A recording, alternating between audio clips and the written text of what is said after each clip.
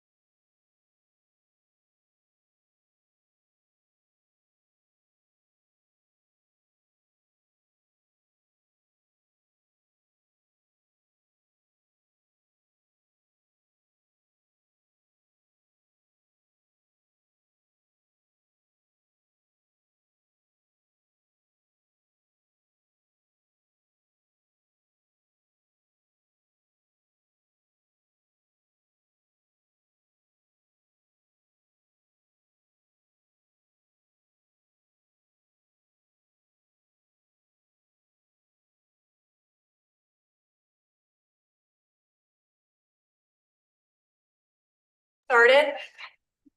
Welcome to the September 11th, 2025 BAR small meeting. My name is Lindsay Van Slambrook. I'll be your chairwoman today. Fellow board members present this evening are Laura Altman, Daryl Cobb, Bill Turner, and Fillmore Wilson.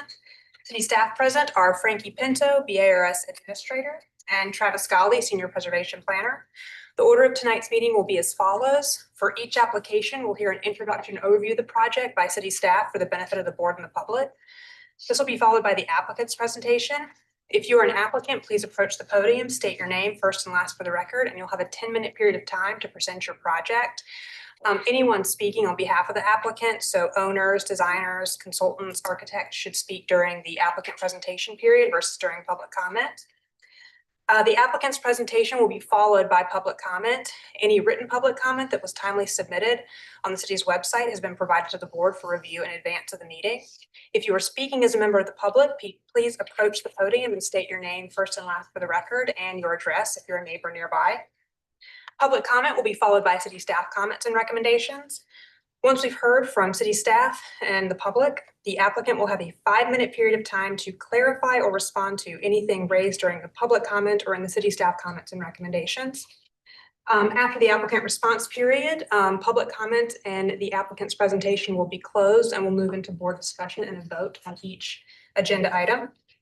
Results will be posted online at the city's website. The following items have been withdrawn or deferred this evening. Item B4, 68.5 Lee Street, and item B9, 170 Wentworth Street. If there are students present, which it looks like there might be, welcome. We're glad to have you. Once you've stayed for your allotted period of time, please approach Frankie over here and she can sign your form for you so you get credit for attending. Please remember to turn off your cell phones and also remember that the purview of this board is architecture only. So anything related to stormwater, zoning, livability, anything like that is not within the purview of this board and should not be voiced here. All right. Moving on, agenda item A1, review of minutes from the August 28th, 2025 meeting. I make a motion to defer. Do I have a second? I'll second. Thank you, Bill. All in favor? Aye. Hearing none opposed, the motion passes unanimously. Agenda item B1, 1010 Ashley Avenue. Travis, if you'll give us an introduction and overview of the project, please. 1010 Ashley Avenue is in Wagner Terrace, Council District 6. It is a Category 4, circa 1938 in the historic materials demolition purview. They are requesting approval for a partial demolition, including portions of the rear roof. For the BZAZ motion 5/2025, the Board of Architectural Review approval is required for exterior alterations and requesting conceptual approval for the new second-story addition. This is an aerial of the property. And I'll turn it over to the applicant.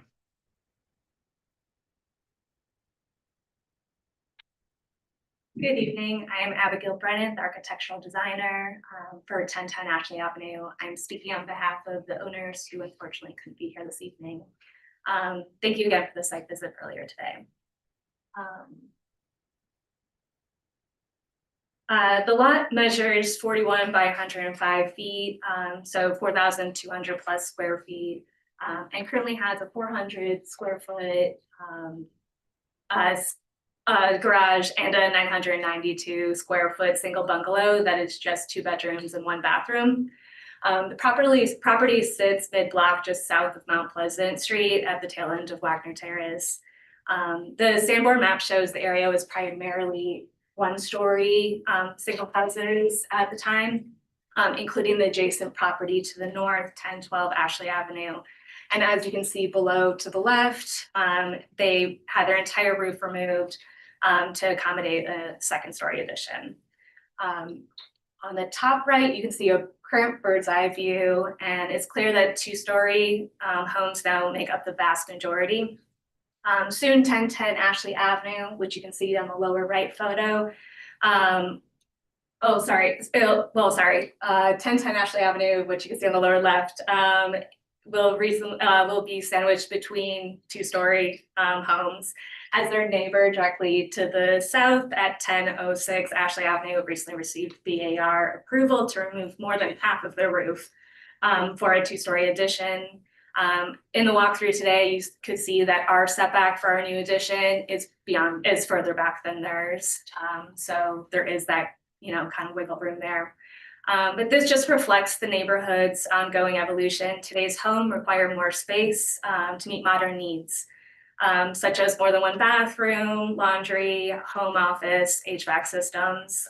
These features were clearly not typical of a 1940 bungalow home. These images show existing conditions. From the street looking towards the rear, we're keeping the existing eaves with exposed rafters to clearly distinguish between the original structure and the new work. The rear porch of the roof, the rear portion of the roof will be removed and set back to give the facade and the defining characteristics of the bungalow breathing room. The rear, which is not visible from the public right away, will be slightly modified for the new addition.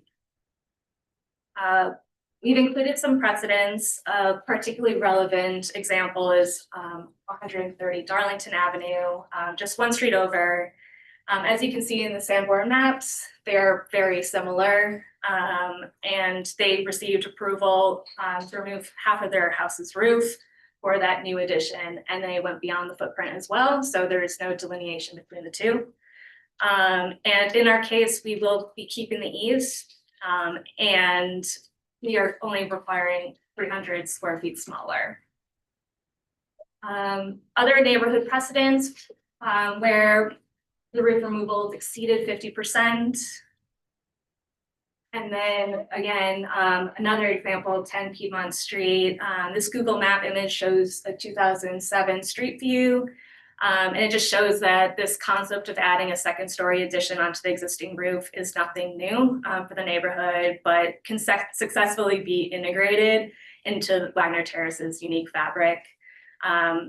It's nice that now the houses are cookie cutter, and that's what makes it, I think, so distinctive and desirable.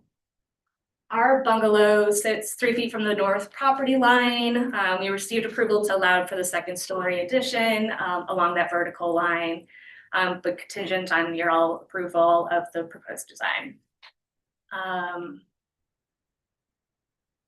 So to the north, there's, to the north, there's 1012 Ashley Avenue, which is a 2-story.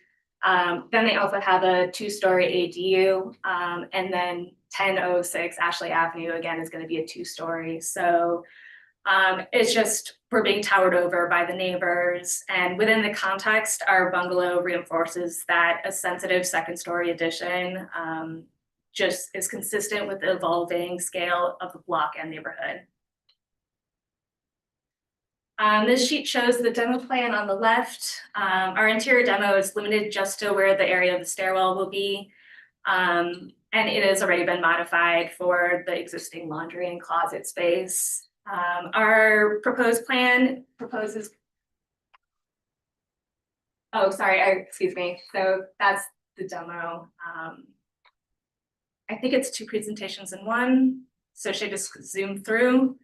We can only review the demo portion. Oh. We don't have any purview over what goes in its place. Yes, this No, is for this one. we do. BZAZ requirement. Oh, that's right, okay. Yep. I guess we do need to have a motion on the demo, and then if we approve the demo, we can. Okay, so the roof demo that we're proposing is on the right. It is at 50%. Initially, it was slightly higher, but we managed to reduce it as much as possible. One of the many challenges for a small home like this is that modest changes quickly translate to higher demolition percentage, whereas larger homes have more flexibility with more square footage, making it easier to seem less invasive and stay under a certain threshold. Despite these constraints, it was important for us to push the second story addition as far back as possible to minimize the impact and preserve the scale and character of the original bungalow. And this shows existing plans, again, just showing what we are proposing to remove, getting some breathing room from the characteristics of the distinguishing features of this bungalow. And again, keeping the eaves to create a separation of what's new and what's existing. proposed one. So you can review this as, or you can present the demo and the new addition. And then you can vote yes or no on the demo, and if you vote yes on the demo, then Guess it makes sense we'll to review. go through, yeah, go through the rest of the presentation. These just, sorry, just show the same. Big time.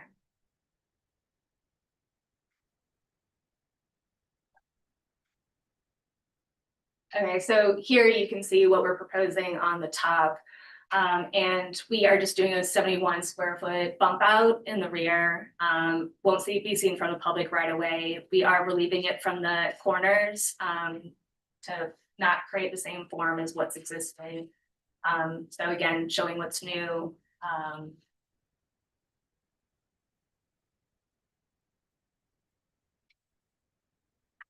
And you can see on the right where we have the proposed, it just shows that we're putting a stairwell. We want to have a light touch for the interior as much as possible.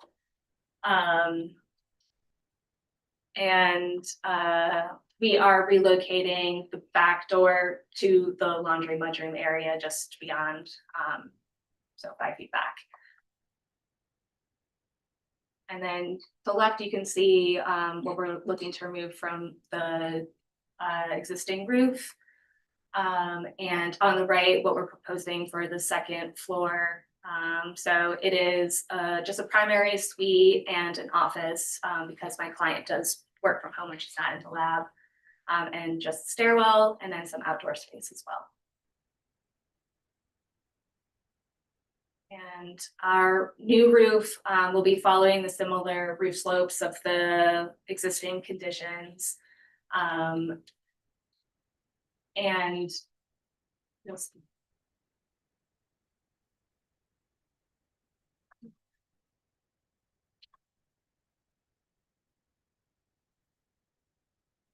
Okay, and then so for the proposed plans, which you can see on top, an important thing to note is the existing roof sits in no man's land. So dormers were not an option. The attic inside is less than 5 feet. And we wanted to avoid putting windows on the front being an afterthought, just because of where they fall against the roof.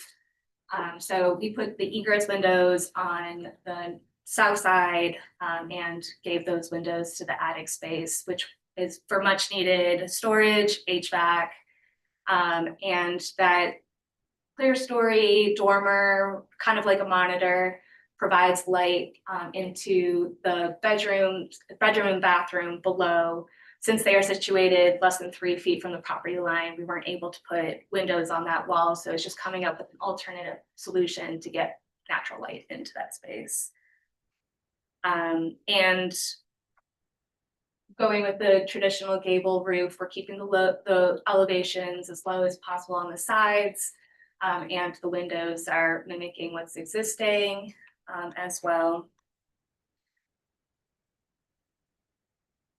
And here's another side elevation where you can see what the clear story windows are providing. You got about a minute left. Okay.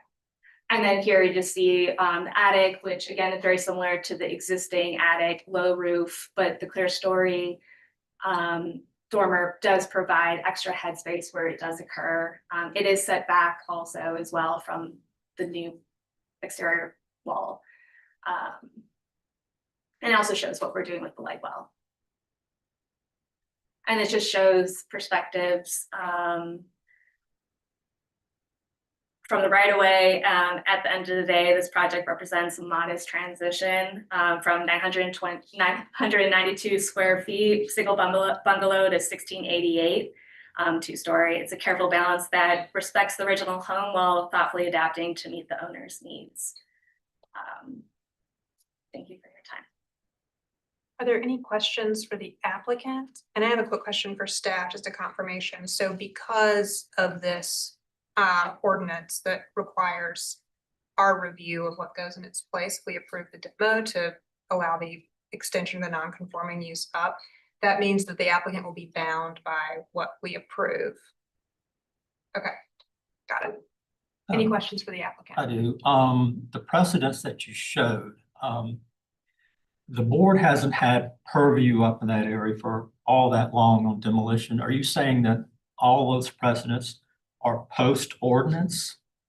No, they are with the demolition ordinance, but not with the board ordinance. So staff I know approved. I think board was for 248 Grove. And maybe it was just staff for the rest. I know that staff was 130 Darlington. Okay. Quick review. I have a question. What's the ceiling height of the addition on the second floor? It's 8 feet. 8 feet, but then it vaults up to, It doesn't bulk. We have a ceiling and then we have the attic space. it looks taller though, or am I missing something? If you look at the front elevation. Yeah, from, I think the main roof is lower than, like the bearing height's lower than 8. so like it's 8 from there to there. Yes, yes.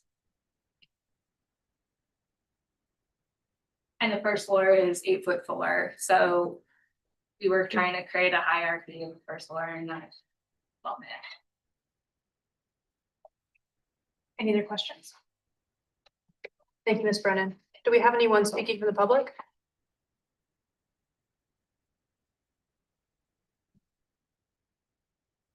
Anna Catherine Alexander with the Preservation Society of Charleston. We really appreciate the applicant meeting with us to discuss this project and for taking some of our feedback into consideration that results in the design that is presented today. We also appreciate this rare opportunity to weigh in on the design for a property in the Historic Materials Demolition Purview District. And this application is before you tonight because the BZA specifically recognized the potential impact of this proposed addition on the character of the surrounding area, not necessarily the demolition, but the height, scale, mass, and architectural direction of the addition.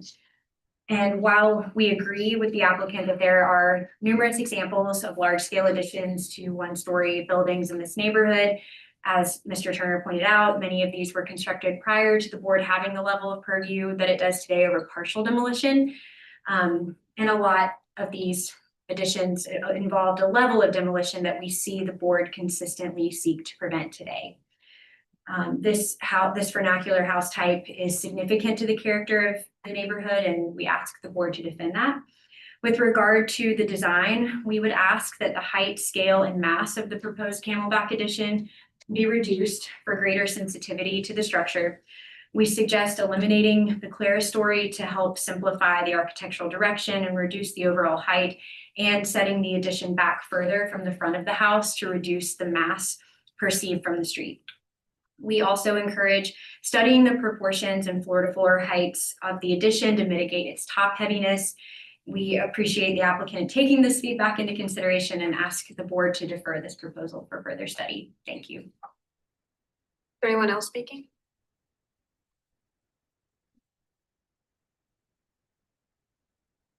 Joyce Pope, Historic Charleston Foundation. We appreciated the opportunity to visit the site and speak with the architectural designer today. We feel that the massing, scale, and height of the proposed addition is inappropriate for the neighborhood and believe it should be restudied. We would encourage the applicant to consider an addition on the rear of the building rather than adding a second floor, and we respectfully ask for deferral for restudy. Thank you. Is there anyone else speaking? Hey, Travis, if you give the city staff comments and recommendations, please. All right, this is just to reiterate why we are reviewing the new construction from the BZA's motion. Specifically to the demolition, the area of demolition should be pushed to the rear, below the ridge, and not extend all the way to the eave. The request is for more than 50% of the roof. Proposed demolition on the east elevation does not accurately show the demolition request per the conceptual drawings. For the conceptual new construction, the proposal is not subordinate in height, scale, and mass and overwhelms the original structure. The proposal keeps the architectural character of the very front and loses historic character of the house and its context. Precedents provided were constructed prior to BAR jurisdiction. And just to clarify that, some were prior to BAR had purview in that area, and some were actually reviewed. Do you know which ones those were? No. Staff conditions, for the demolition, push demolition area to the rear, below the ridge, and not extend all the way to the eave. Significantly reduce the requested area of demolition to small portions of the roof, such as those for dormers. And for conceptual, would be to restudy, to not overwhelm the structure or extend above the ridge. And our recommendation is denial of demolition and denial of conceptual. Thank you. Ms. Brennan, did you want to respond to or clarify anything raised in the public comment and city staff comments? I would like to point out that we are only asking for 50% of the roof, so it's not more than, and that was in your notes. But thank you for the comments. I truly value the preservation perspective and understand the importance of maintaining the historic character of the neighborhood. Our goal here is to be as gentle as possible, but make it still work with, for the client's needs. Yes, our precedents were before, but also knowing that 1006 was approved and they were asking for more than 50%. I believe it's 54% of their historic roof. And that's not including the newer roof so it was even more than that. Dormers are not feasible in our project just because of the low attic height. A rear addition, the lot is very small. So I showed earlier a sketch on site that even if we were to get zoning approvals to go in between setbacks, the most we would probably get is 400 square feet. So then that looks like we're going into a 2-story addition. And again, it's, not the route that we want to go. We want to preserve the green space that is there and not add to impervious spaces. Overall, I think our setback, it achieves a balance between preservation, respecting the craftsman bungalow, which is the front. That's typically where you see it. The sides, be able to see how deep it was. So we're not taking away from any of that. It's a very small house on a very small lot, and it does create real limitations.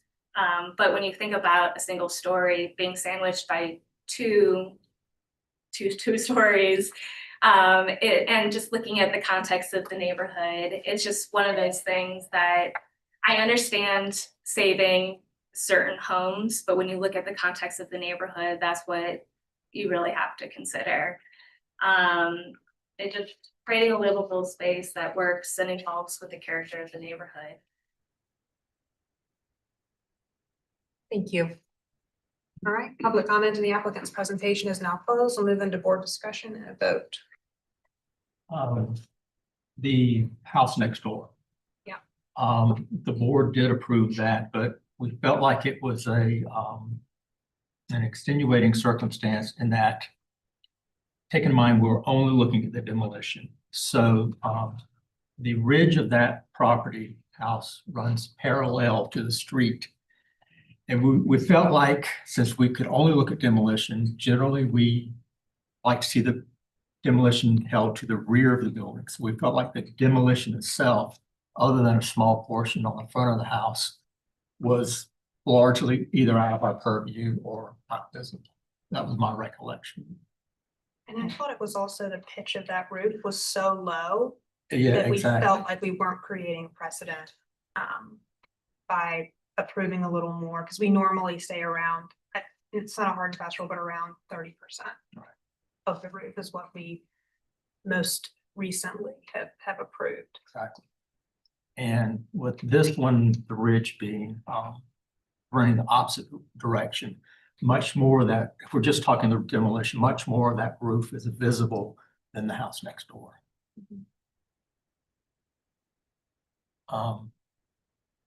And when I look at the drawings, it might be 50% of the roof is being removed, but to me, it looks more like 60% of the main volume, subtracting the front bump out. So I'm looking at the main volume of the roof, and it looks like it's at least 60% that's being removed. Should we discuss our comments as we're discussing the whole project or? I think we should because in this I don't think we're doing two separate motions here because I think we would view this the same way that we would as an application in an area where we have purview. Okay. Yeah. I do recognize and appreciate that the roof pitch is low to where you could not get a second floor of the attic dormers. I get that. But there's a balance there where you do a rear addition and then maybe you reduce the amount of roof that you're removing from the main volume of the building, and maybe that even becomes a half a story instead of a full story. So I think this needs to just be looked at from a fresh perspective. This second floor addition, it just absolutely dwarfs this little historic structure. And then the clear story addition above that extends up, it just magnifies and distorts the proportions even more. So I think that definitely needs to go away in any type of restudy. That's kind of my take on things. I'm struggling with it from height, scale, and mass. It kind of overpowers the original structure. And you're right about the neighbor's property 1006. I think there was a little part of the dormer that came over the ridge and the rest of it was to the back of the addition. That wasn't that long ago. So it just seems overwhelming to me. I agree with, I said it is, when you take the roof, the main body of the house, it's over 50%. That I appreciate the fact that there was an effort made to recreate the eave line, sort of give some separation there, but there's no question that the addition walls are coplanar with the original walls of the house below. It's just in mass and height overwhelming from the original, from looking at the elevations from the original eave line of the house to the eave line, the dimension from grade or from first floor to eave is greater in the addition than in the original house. And it's just overwhelming. So there's a significant amount of demolition. It's unfortunate that general up here, that obviously all we can do is look at demolition. I think there are ways that that you could solve some of these problems that might, if was going back, we might allow more demolition. And even things that we might not have allowed in the past if the touch was more sensitive. And so that you could maintain the architectural integrity of the small cottage style in the neighborhood without, these overwhelming camelbacks. I can only think of one or two that have been done with or without approval that I thought that I've seen, in those neighborhoods that I thought was acceptable. They are very, very low and set, and on the back quarter of the roof. Yeah, this is,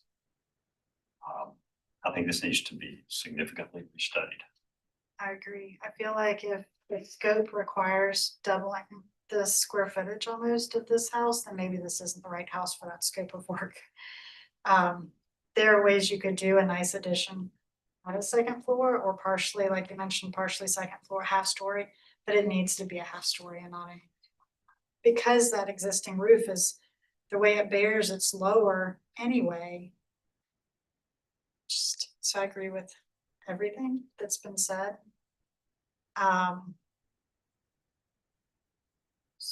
In terms of emotion, is that what you were arguing? Yeah, it seems like we've got some consensus on a motion and is it a deferral? Well, that's what I was gonna ask. With a deferral, it's restudy. With a denial, they've got to come back with a whole different, completely different concept. I don't always understand the difference between the two or the ramifications for the owner. I think it's a little vague. I mean, if I were making a motion, I'll make a motion for denial of demolition and denial of conceptual approval. Because I think this needs more restudy than just a quick pass, I would agree. so.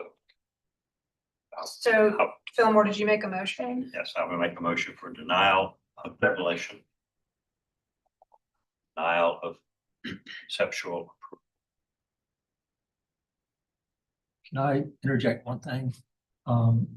Would it be possible to give if everyone is comfortable with, to give the demolition approval for the deck and the small one bump out in the back?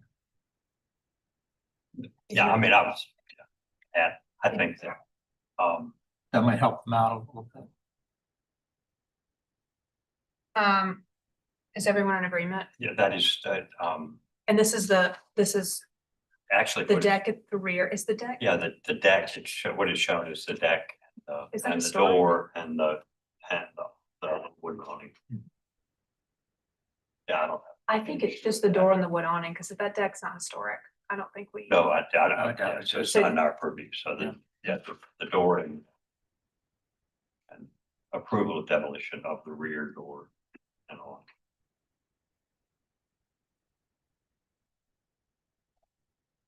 Okay, we have a motion on the floor for approval of demolition of the rear door and awning, denial of demolition of the remaining.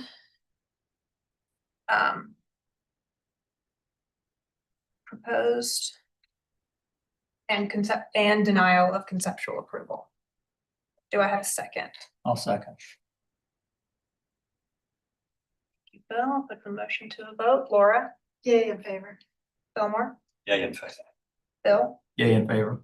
Daryl. Yeah, in favor. Chair votes with the majority and the motion passed unanimously. Thank you, Ms. Brennan. Okay, agenda item B2, 889 Rutledge Avenue. Travis, if you'll give us an introduction overview of the project, please. 889 Rutledge Avenue is in Wagner Terrace, Council District 6, Category 4, circa 1931 in the Historic Corridor District. Applicant is requesting approval to replace windows with Marvin Elevate. This is the aerial of the property. And I will hand it over to the applicant.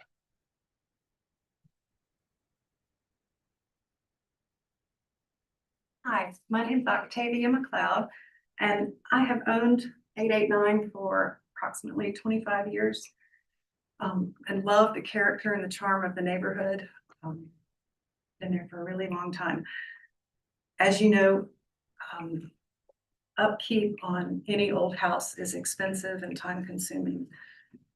We've had multiple leaks. We've had the roof replaced. To stop that, we have plaster walls cracking. We have wood rot. We have leaking at the glazings and windows. We're just seeking to uniformly put in brand new windows, which would look the same from the outside. Same color scheme. And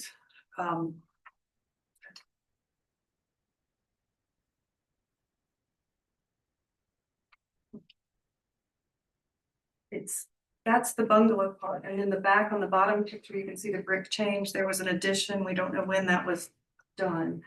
And in another picture, you'll be able to see that's the back of the house in the addition, and the windows are different.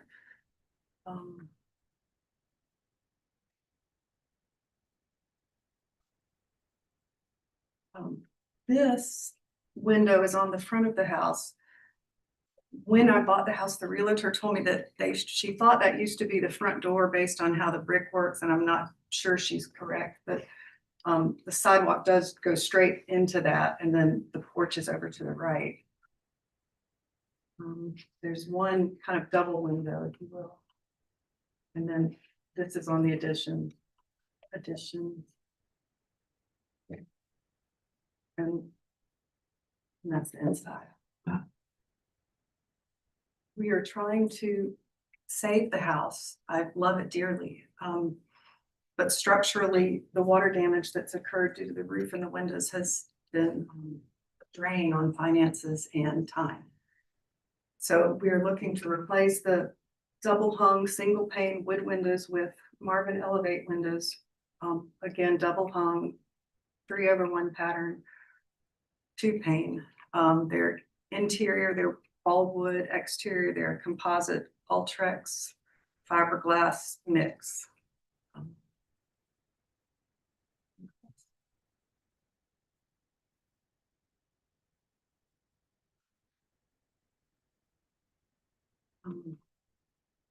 It's just one schematic of the wind, it's tiny, tiny.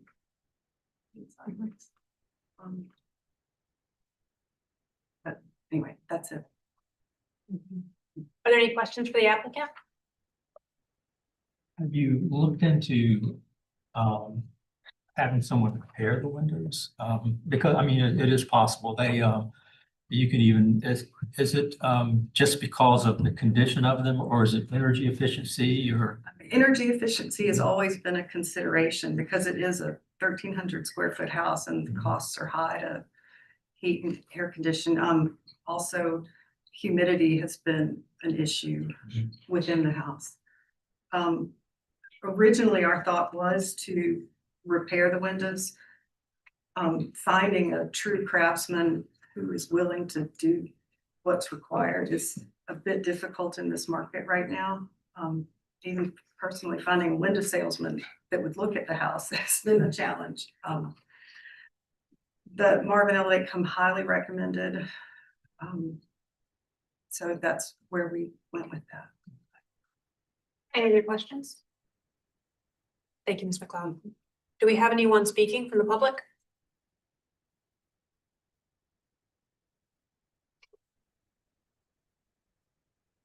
Anna Catherine Alexander with the Preservation Society of Charleston. My colleagues had the chance to visit the site this morning.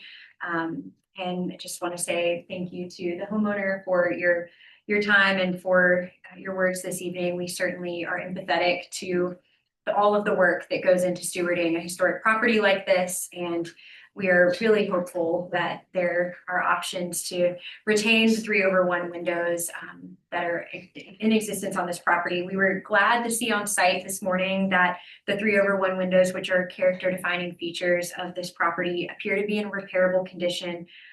We believe that these windows should be repaired and retained, and we would ask that the board deny the request for replacement of those windows specifically, given their significance to the character of the house. However, we do feel that there can be more flexibility with non-original windows that have clearly been added over time, such as the 6/6 windows on the rear addition that was added later, the front facade picture window that was mentioned. So there is room for flexibility, but again, the suggestion that was made by the board already with regard to exploring options for repair is important. And the historic materials demolition purview policy statement also provides guidance on appropriate replacement options for group 2 buildings like this. So we would encourage the applicant to look into that. Thank you. Anyone else speaking?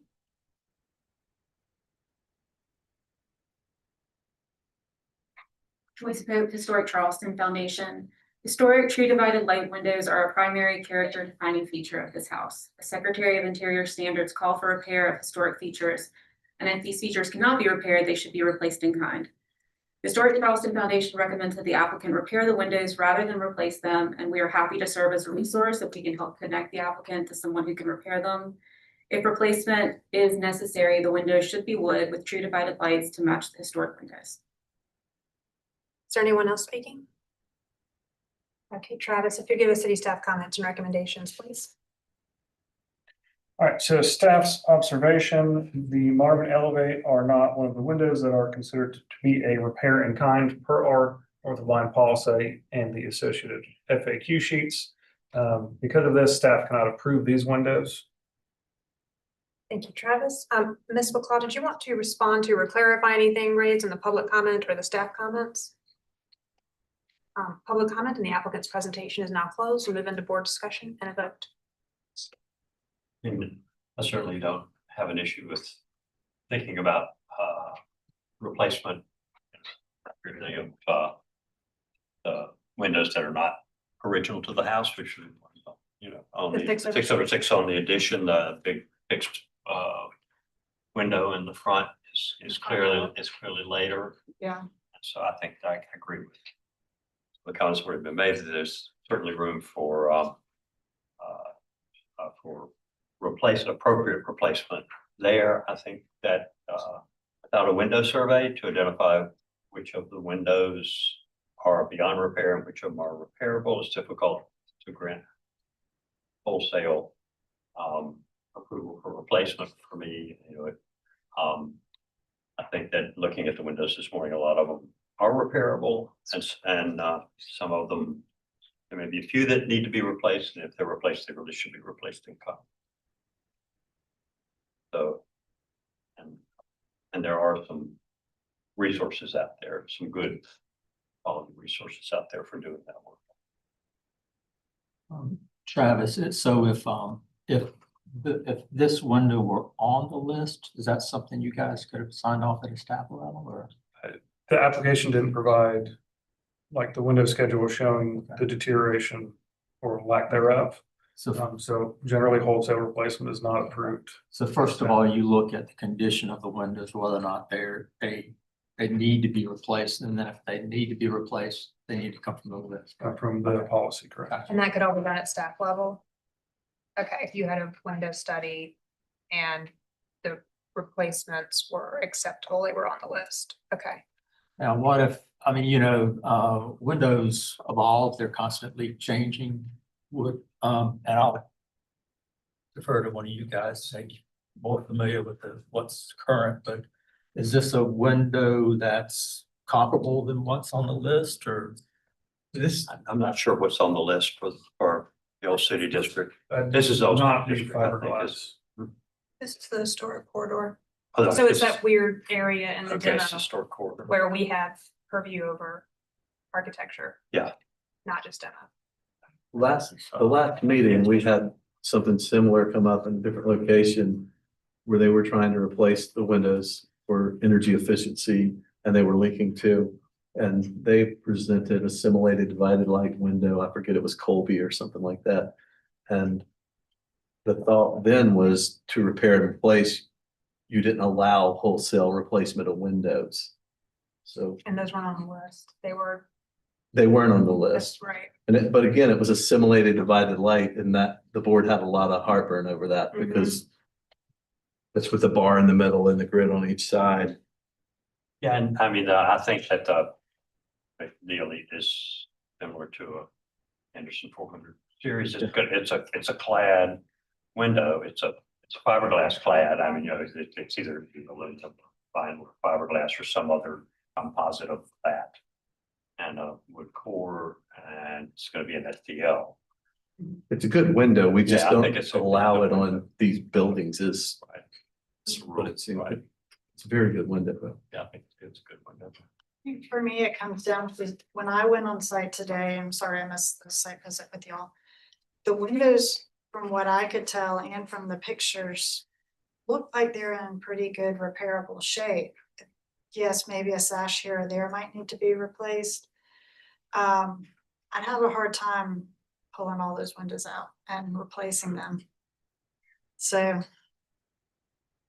But it comes down to, if we can give some guidance, or HCF can provide some guidance, somebody can provide who can do these windows and, find a cost-effective way to find the right people. I think that would be a big help to have some of those resources. Sure. I think they can help with that. I can help with that. Also, I have a historical building in the city, and the energy efficiency is horrible. So we had a film applied to the windows, and it made a huge difference. It was relatively expensive, but and my building on the second floor, we couldn't get it under 85 degrees in the summer.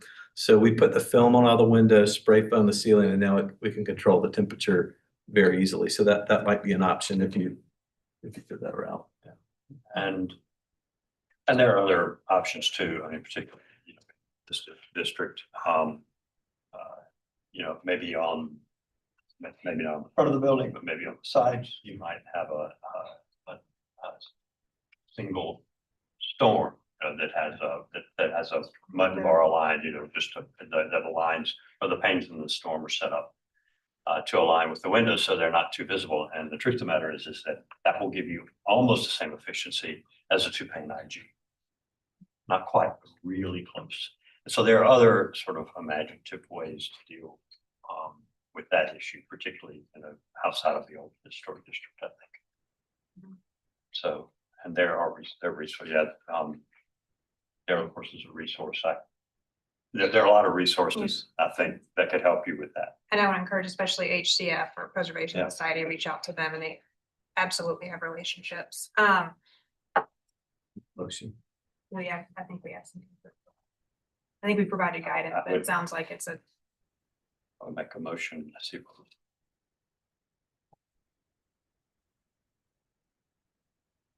The deny replacement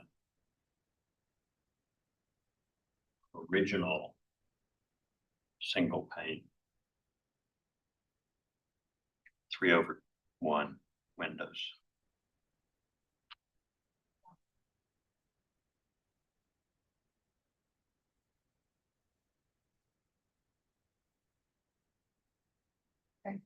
Then we know the ones on addition are not 3/6. No, they're 6/6. Yeah, There's they're no- so. Okay, we have a motion on the floor for denial of replacement of the original single pane 3/1 windows. Do I have a second? I'll second. Thank you, Laura. Motion to a vote. Daryl, Yeah, in favor. Bill, Yeah, in favor. Fillmore, Yeah, in favor. Laura. Yay, in favor. The chair votes to the majority and the motion passes unanimously. Thank you, Ms. McLeod.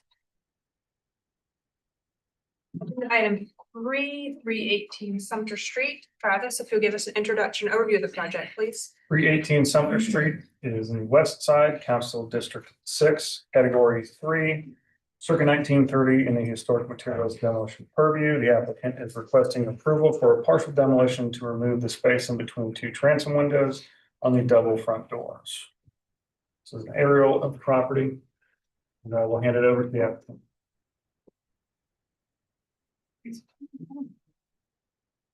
Again. All right, we're at 318 Sumter. Just to refresh your memory, I was here back in, I think, July. And I was requesting originally to take out the whole space in between the double doors. This was originally a sister house on Sumter Street.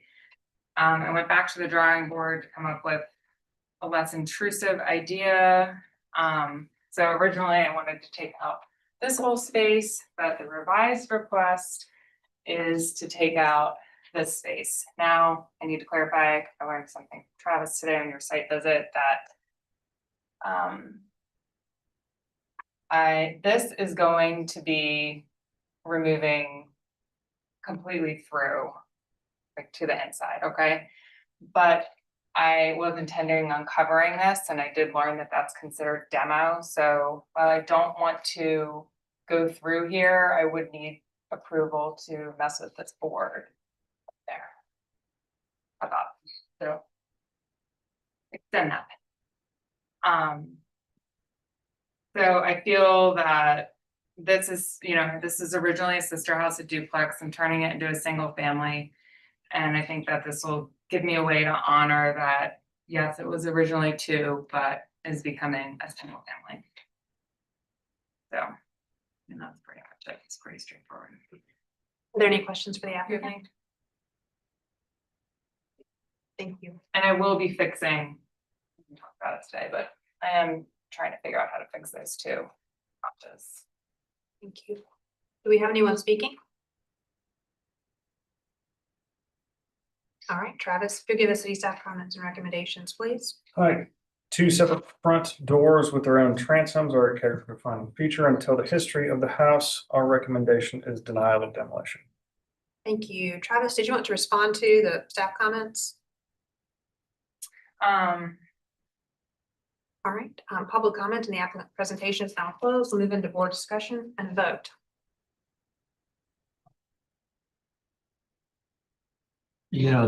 There are a number of these sort of dotted through the neighborhood, and this particular neighborhood had a lot of these homes that were duplexes with the double doors. And it does tell the story of the neighborhood. So I kind of stand by my original thoughts from the last meeting that both doors should stay. If there are ways to downplay the one door that may not be used, it could be remove the door hardware, paint the door out the same body of the building. You know, put your house numbers on the door that's gonna be used, things like that. So you can downplay that extra door without removing it. It's, so if the doors are remaining and it's just that piece, now it's stretched up. This is the exact sort of application where I want to see what's going back because I just can't envision what it is. Because the separate doors are remaining, I'm tempted to approve this, but I'm seeing head shake, so perhaps I'm in the minority. Structurally, you're creating a problem. For one, I'd just say no, sorry. Just think it's gonna look awkward if you get rid of the wood in between the doors and no matter what's going back. I guess I'm thinking of it in terms of, I agree with you, but it also looks awkward when we approve a hole in the roof. True. So I'm just trying to weigh here that There's probably gonna be glass going straight across as our guess. But then you have two separate. not that we're doors. considering that. It doesn't matter. It doesn't, Yeah. it's not meant to have a continuous something up there. It's meant to have two separate doors. They have been modified over time, apparently to put wider doors in, which is why you have little notches. Which is a thing in itself, but. Fillmore. I tend to agree with that. Of course, we can't consider what's going back, but I think, removing the space between the transoms I can't wrap my head around what it accomplishes. And so if, and the bottom line is if it's original and it's historic, and there is no adequate reason to demolish it, then you don't demolish it. And so I'm at that point of cannot comprehend the adequate reason for the demolition. So, the guidelines would say, leave it there and leave the two transoms. I appreciate, actually the thought of, returning the doors to the original size. I think that would be more. I appreciate that, but I cannot wrap my head around demolishing space between the two transoms. Removing that to me dilutes the impact of the two separate doors. The two separate doors is what tells the history of the building, and taking that piece out and putting whatever might go back in there, to me, dilutes the impact of those two separate doors.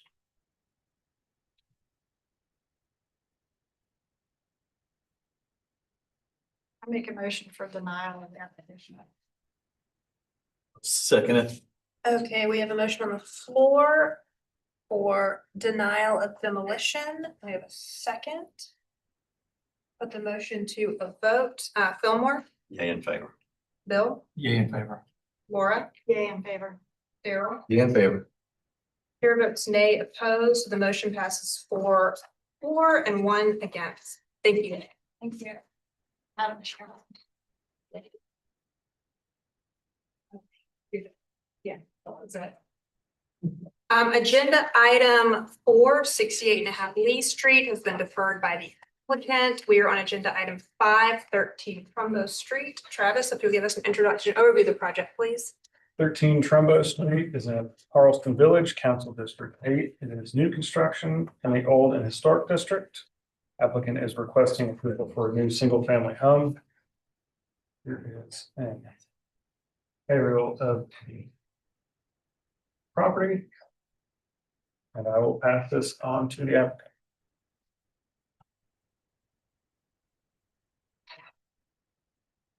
Good evening. I'm Julie O'Connor. I'm the designer on this project. And I think I'll just start with the comparison sheets of our previous submittals. Well, I'll come back to this. In a previous meeting, very last meeting, I'll just walk through sort of what the comments were. In general, the board didn't have an issue with the height because of the flood and all of that kind of stuff. And in general, the main concern was sort of the complicated massing. And so we worked on, and particularly the northwest corner, which is the area, you know, it's always been this area right here, I think, that has been the biggest sort of issue. And so with this proposal, our last proposal, there were some comments about it feeling like it's more of a side of a house. It really wasn't reading as a primary facade. And so we sort of really took that into account and kind of came back with something with more traditional detailing on a cornice and sort of moving away from what we had initially tried to do, which sort of have a little bit of a modern approach. And I think what that does is also sort of speak to, you know, the concerns about the front door being prominent enough. And so we've moved the front door and sort of given it a hood and sort of made it a little bit more prominent, widened this, you know, sort of what was the gable to have a more prominent feel, pushed back that northwest piece a little bit further, which I think just makes for a very pleasing elevation. Additionally, we went to a hip roof. We've had a gable on here the whole time. And I feel like that is a really nice approach to sort of have that roof start to move back away from the street and soften the front elevation. Added shutters and again, just more traditional detailing to sort of speak to the neighborhood a little bit more. Here on the side, you can see how much we've pulled back this element in this version, you know, that shed that was sort of giving everyone heartburn was pretty up close. And so now this element has become quite a bit more recessed and more secondary. And so those are sort of the highlights of what we've changed. Just want to look through my notes here. Yeah, overall, you know, sort of feeling really happy with, I'll go back to the model, with the general direction and the simplification of the form, and also just sort of the more traditional detailing, which I think is more pleasing. One of the statements last time is that it was sort of reading suburban, and I think we've sort of addressed that. So that's all. Take questions. Thank you. Do we have anyone speaking?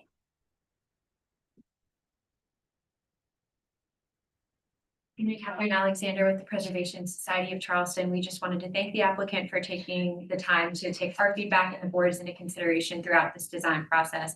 We think the result is something that's much more compatible within its context, and we're happy to offer our support. Thank you.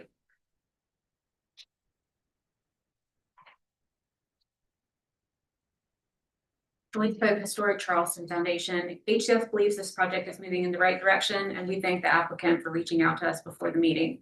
Our primary comment at this juncture is that the pitch of the roof is very steep and not common for the historic district. Anyone else speaking? Okay, Travis, if you give us city staff comment and recommendations, please. All right, staff observation is that the applicant has addressed the previous board motions. Recommendation is conceptual approval with preliminary and final review by staff of permit. Thank you, Travis. Julie, did you want to respond to or clarify? All right, public comment and the applicant's presentation is now closed. We'll move into board discussion and a vote. Previously, one of the board's comments was it didn't really relate to anything on the street. It was kind of out of context. And I think she has overcome that, and it. I was just looking at the Google Street View of the house right next door, and it relates very much to I that. think Yeah. it looks very nice. I agree. It's vastly better than what it was last time. Yeah, I was surprised. And clearly the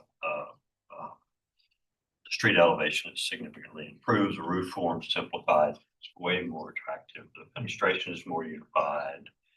So everything I think together very I have absolutely no comments. I'll make a motion for conceptual approval with preliminary and final with the staff. And the architect, I don't have a problem with the slope of the roof, but if the architect wants to restudy that, she can. I don't have an issue with it. Okay, we have a motion on the floor for conceptual approval with preliminary and final review by staff. Do you have a second? I'll second. Thank you. The motion to a vote, Fillmore, Yay in favor. Daryl, Yeah, in favor. Bill, Yeah, in favor.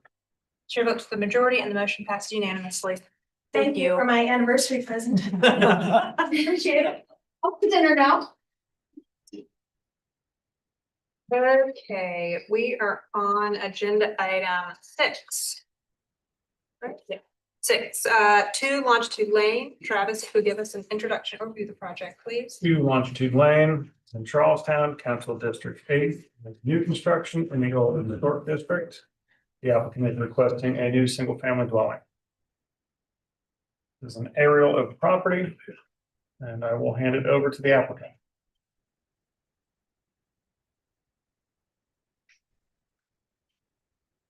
Thank you very much. Good Wallace, architect on the project. This will be my first time with this, so.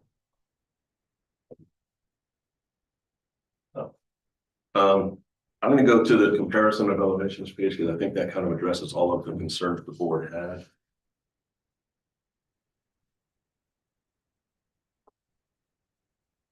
These are the original hand-drawn elevations that we were trying to get back to the same proportions on, so, okay, this will take a while.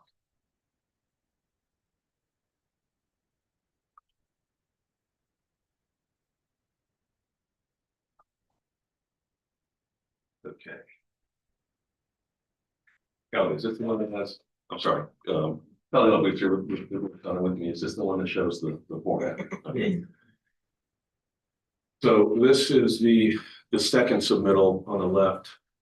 And it was commented that it grew like 3 feet and wasn't quite the same proportions. And so we've gone back to something that duplicates what we had originally. The roof got lowered. One of the comments was the portable chimney was not acceptable. And Kelly, did we get rid of that or? Yeah.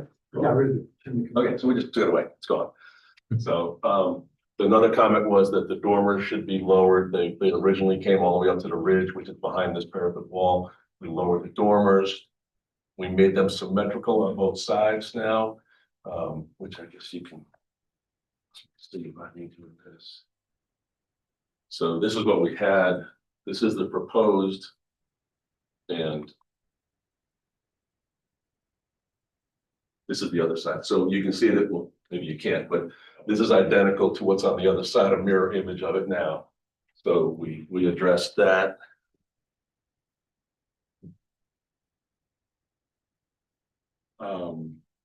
Window design, the client asked us to go a little more in this direction. It was objected to by the board and the Historic Charleston Foundation, and so we've gone back to what we originally had, which were all the 9/9s, 9/6s. And so that's gone back to the original. I wish I could show you the original compared to this, but I can't on the same page. We basically have gone back to what was hand drawn in the original proposal, and it now reflects the proportions and design of what we had originally.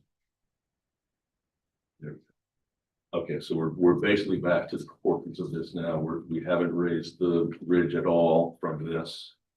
And we've gone back to the same window design we had. And the new dormer relationships are represented in the new design. But I think that's basically addressing all the comments that were thinking. So. Questions?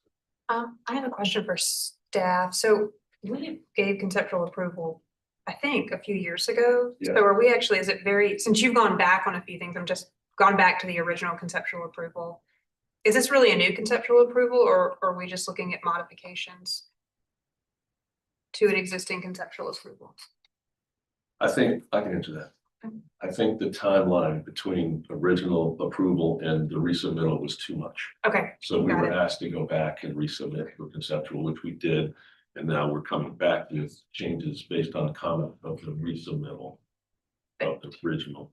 We're basically back to the original conceptual, but instead of a hand drawn, which I did, it's now a computer drawn, which he did. So. thank you. Okay. Any other questions for the applicant? The masonry wall that at the front and where it crosses the front door, the entryway, is there a gate there? Yes, I couldn't sort of visualize it from the drawing. I didn't draw it because I wanted to show the door beyond, but yes, there's a Right. gate. There's a gate. Is that gate open ironwork gate or? Solid wood. We have that drawn anywhere? Don't think so. We might not have it drawn, but I think the client wanted it to be solid just because of the privacy of longitude lane and.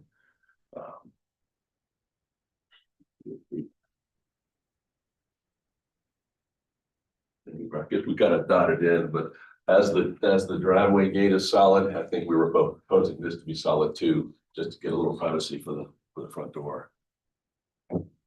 Any other questions? Thank you, Mr. Wallace. Do we have anyone speaking from the public? Okay, Travis, if you'll give the city staff comments and recommendations, please. All right, staff observation, the applicant has addressed previous board comments. Our recommendation is conceptual approval with preliminary and final review by staff. Thank you.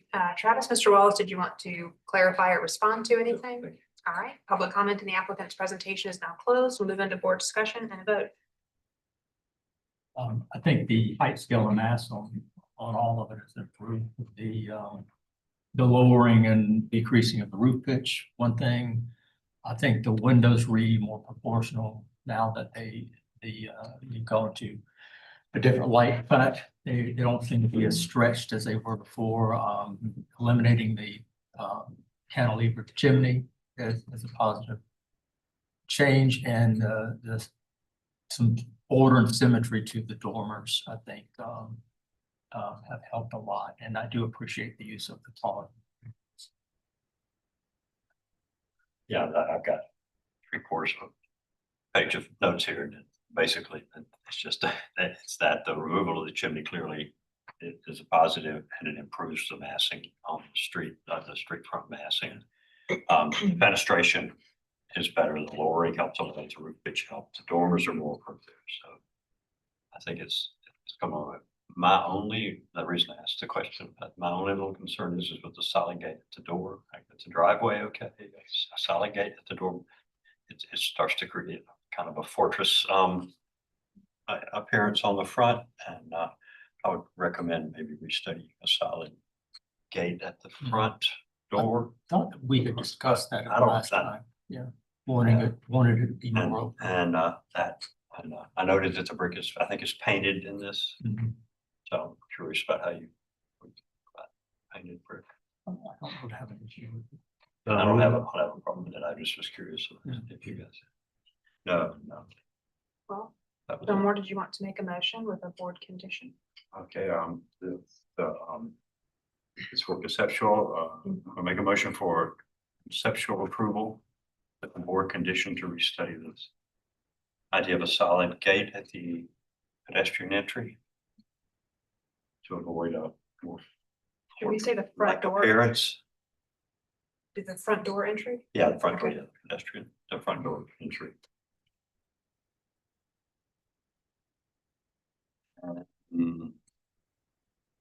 Final review by staff of permit drawings.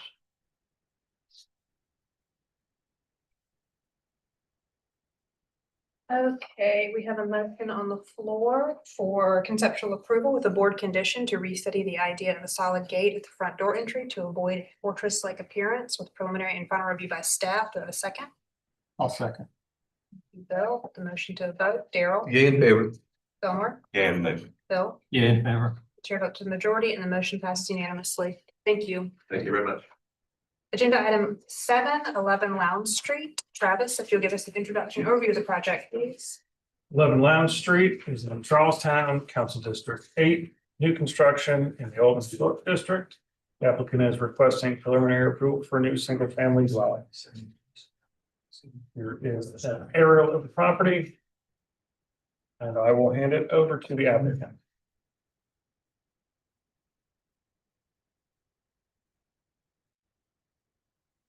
Good evening. My name is Sebastian Von Marshall. I am the architect for this application for preliminary approval.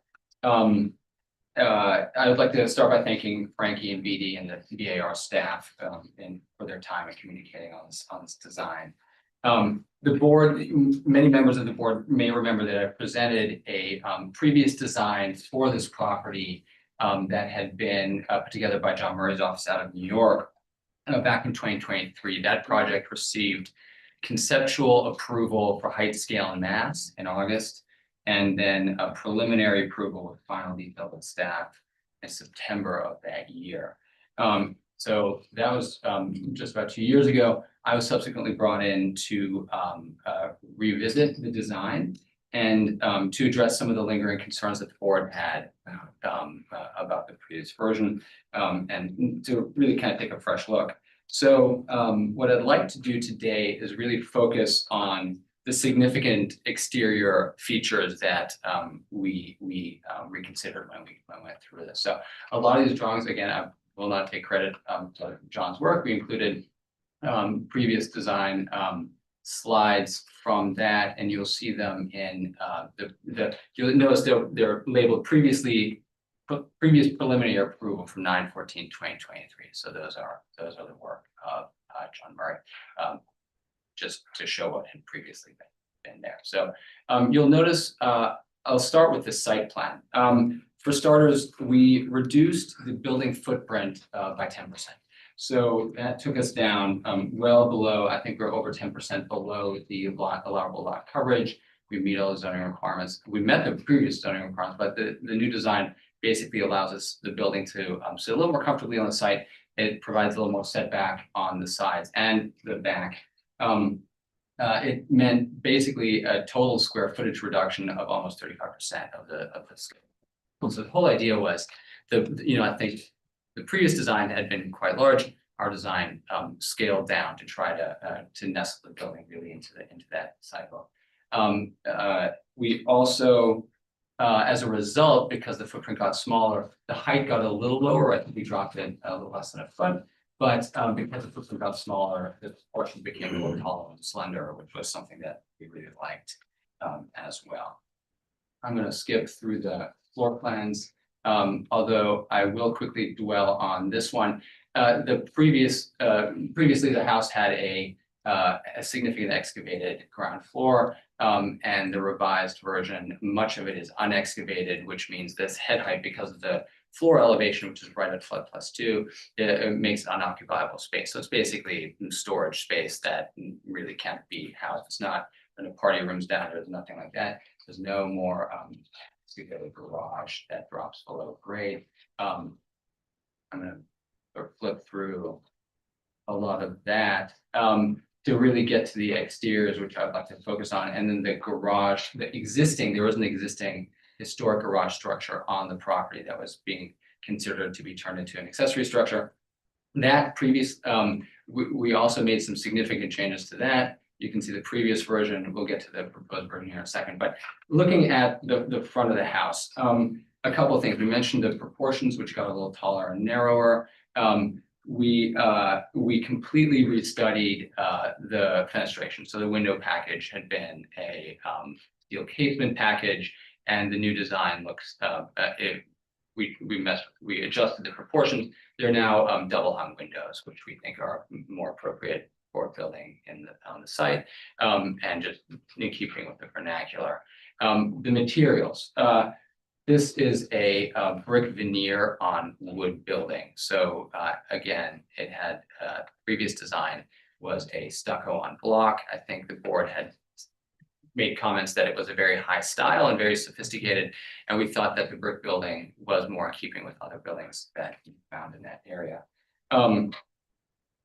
We added shutters to the house. We think that helps to soften up the facade a little bit as well, add some articulation and some character. The location of the windows were adjusted. We actually reduced the number of windows on the side. It looks a little deceiving, but I think we reduced almost a quarter to a third of the amount of glazing facing this way. The immediately adjacent neighbor had concerns about privacy, and we wanted to respect that. So we limited the number of windows facing that direction, but frankly, in every direction, so the amount of glazing was reduced. You can see here the back, again, those material changes, we added certain areas that have clapboard siding with double hung windows and shutters, and then the brick everywhere else. And here you can see that garage. We are proposing to keep a small carriage door. There is precedent for that in some historic houses downtown. The idea is it is a rather narrow driveway, and if you had, for example, a golf cart that was parked in front of a vehicle, you could pull that into the carriage door and still keep a small vehicle, not really even a full car, maybe a small full car, in the garage, get it out of the way so you can use the rest of the driveway for ingress and egress of a car. You can see here again, the totally adjusted, the windows, the bay windows gone. We've sort of broken that up into a more recognizable window pattern. Again, the overall goal was to reduce complexity, to address previous concerns from the board. There are a couple of other details. I mean, not to dwell on this, but small things like the integral gutters. We switched to hung copper gutters, things that we just felt would be appropriate. And again, that simpler building, really trying to make something that was going to be more that was going to be comfortable and vernacular for the proposed location. We did share the drawings with HCF and the Preservation Society, and we got very positive feedback. We met with immediately adjacent neighbors on the east side who had previously had concerns. They mentioned they supported the new revised design. They were very grateful that a lot of their concerns would be taken into consideration. So I'll leave it at that, and I thank you for your time and taking any questions. Any questions for the applicant? Right, thank you. Do we have anyone speaking? Travis, if we give the city staff comments and recommendations, please.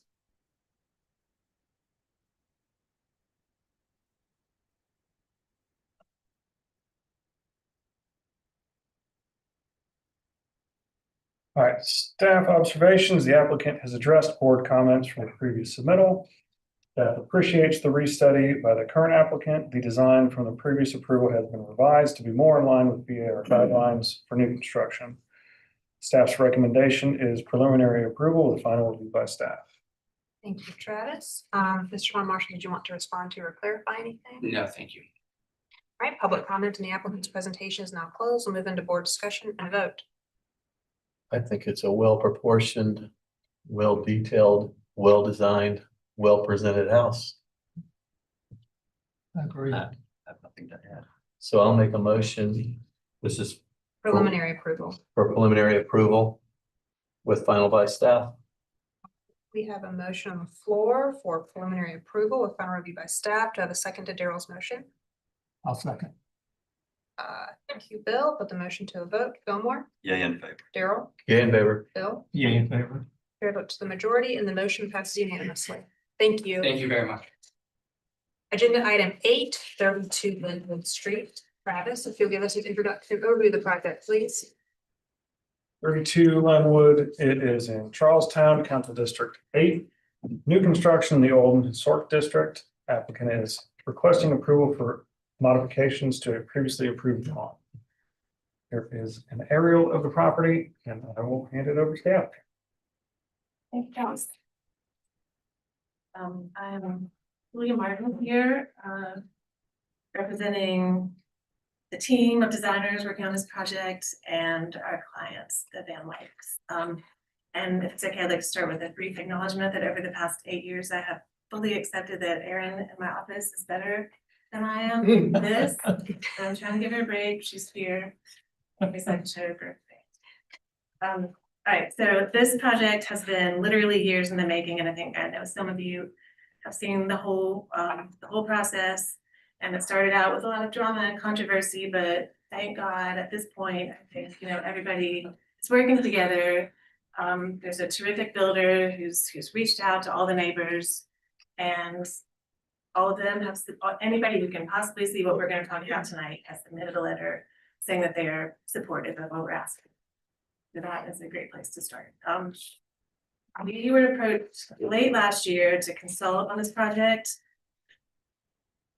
And preliminary approval was granted by this board back in February. And at that point, our partners in New York, OFD, were at the helm, and I've included those drawings in this set so that you can remember what you saw at that point and compare it to what we're asking for now. Since that time, we've taken the lead in finalizing the exterior design, and final staff approval was granted in late July, and a building permit was issued, and it's actually under construction. The helical piers are going in next week. So just walk through the one proposed adjustment that we're requesting today, which is a fenestration change at the north elevation of the stairwell, which is minimally visible from the public, but it's a meaningful change. So that's why we're back here. All right, this is just to remind you of the situation of the lot. It's a flag lot in the interior of a block, and the primary point of access, the only point of access is this driveway on Linwood. I'll go ahead and point out that Mortimer and Klein are involved, and we're going to establish a proper pedestrian entry so that, if someone came to visit them, they wouldn't have to open the driveway gate. All right, so here is the site plan. And again, you can see that it's an unusual lot in downtown. So like I just said, we're going to establish a proper pedestrian path for people to come visit. And once they get here, they have to make their way. The idea is that they will somehow make their way through this arcade into this ground floor entry point.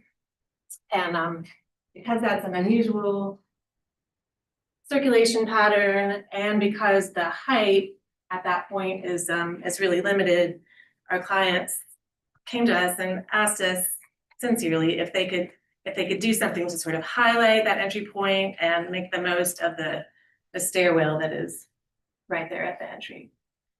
This is a plan. I'll just point out for a moment that when it was approved for preliminary design in February, it had, various fenestration pieces here, and eventually we sort of felt like that was kind of confusing for people, and so we ended up with just one main steel door entry point there. And what we would like to do is combine the fenestration that was previously there and on the upper floor above this into one kind of dramatic custom steel window. All right. That's the first floor. Second floor. Here, these are the designs that you saw in February, the east elevation, west facing Linwood. And that's kind of just for orientation and reference, because we're not changing, since we've taken over working on the exterior design, this is sort of how it's evolved. So I'm showing you the February and today, just to give you a sense of how it's evolved since then. And like I said, this has gotten a permit, and so nothing here is really in question. We're just talking about the north side of that south volume where the stairwell is. So here was the point of entry in February.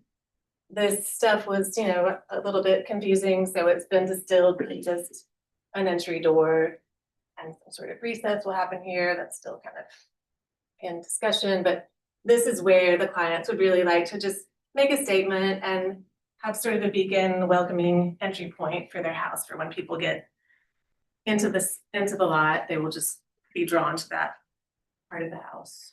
And the stair can be as gracious as possible. All right. And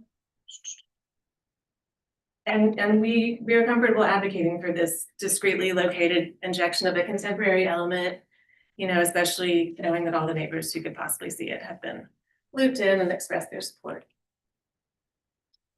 And finally, we just pulled together some precedent images from nearby locations where There are large windows inserted often in historic context, but sometimes in additions.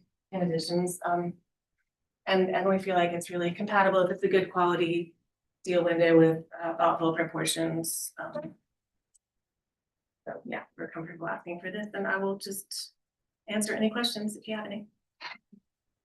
Refresh my memory, Julia. All of the windows in the house are proposed to be steel, right? It's no, some are wood, But some you are wood, have and some are the- steel. The hyphens are steel, right? Headphones are steel. Okay. Mhm, yes, that's correct. Oh yeah, sorry, one more thing that I forgot to show you there. Thank you. These are just 3D representations of what we're talking about. And on the left is what you saw in February. And then on the right is how it has evolved. And these, just so you know, the colors, this is not representational of what the color will be, and we have not updated the entry to show discrete pedestrian entrance, but this gives you an idea. This is what was approved in February, and this is what we're asking for today. Just a statement at the point of entry and the stairwell. Now we'll continue answering any questions if you have any. It looks like it's not gonna be very visible, maybe the top of it, but not much of it at all. It's For as much as we've seen this project, I wish it would be more visible. it needs to get built. I think it's gonna be beautiful. I do wish it would be more visible. Yeah, just to drive that point home, this view here is from within the site. So this is the one where we're sort of showing what would be visible from Linwood. And these are actually really nice people, and they'd probably be happy for you to visit eventually. Any other questions? Thank you. Do we have anyone speaking?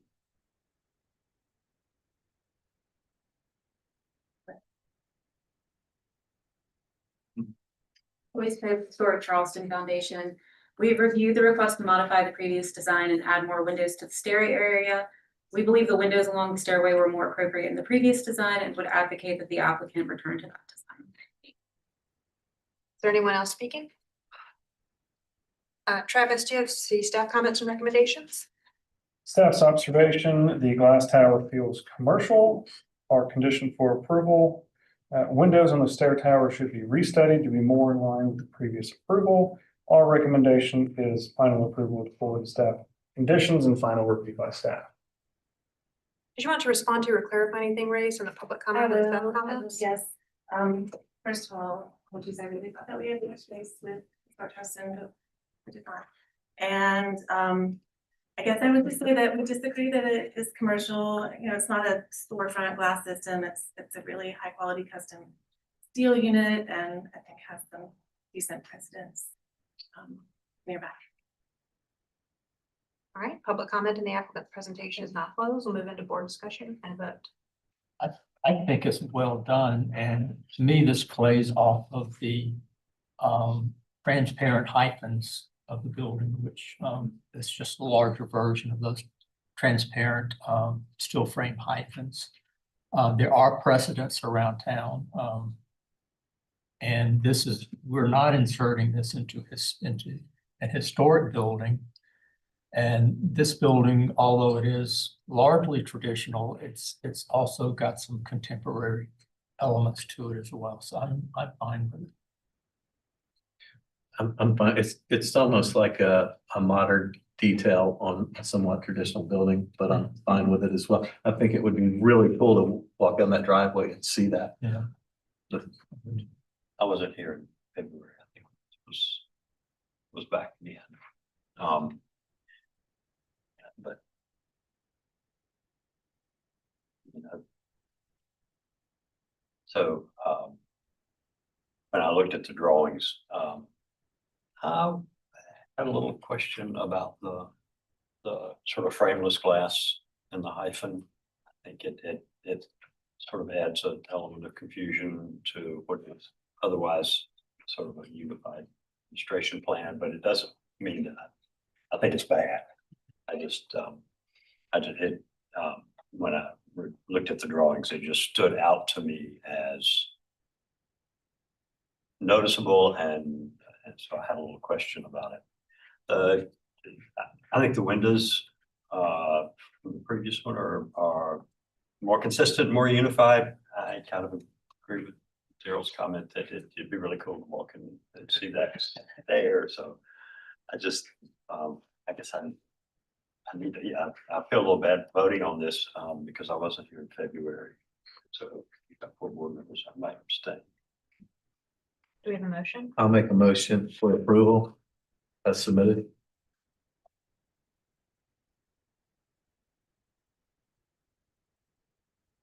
Okay, we have a motion for final approval as submitted. Do we still need to say final review by staff? We can say it only because there will still have to be a permit revision, and we just confirmed that those drawings match. Okay, so final approval as submitted and final review by staff. Do I have a second to Daryl's motion? I'll second. Thank you, Bill. I'll put the motion to the vote. Fillmore, Abstain. Daryl, Yea in favor. Bill. Yeah, in favor? The chair votes with the majority and the motion passes 3-4 and with 1 abstention. Thank you. Okay, agenda item 9, 17 Whitworth Street has been deferred by staff. We are on agenda item 10, 55 Elizabeth Street. Travis, if you'll give us an introduction overview of the project, please. 55 Elizabeth Street is a garden district, council district for category 4 buildings circa 1890 in the old historic district. The applicant is requesting conceptual approval for new carriage house. Here is aerial of the property, and I will hand it over to the applicant. Hi, good evening. I'm Evan Gonzalez.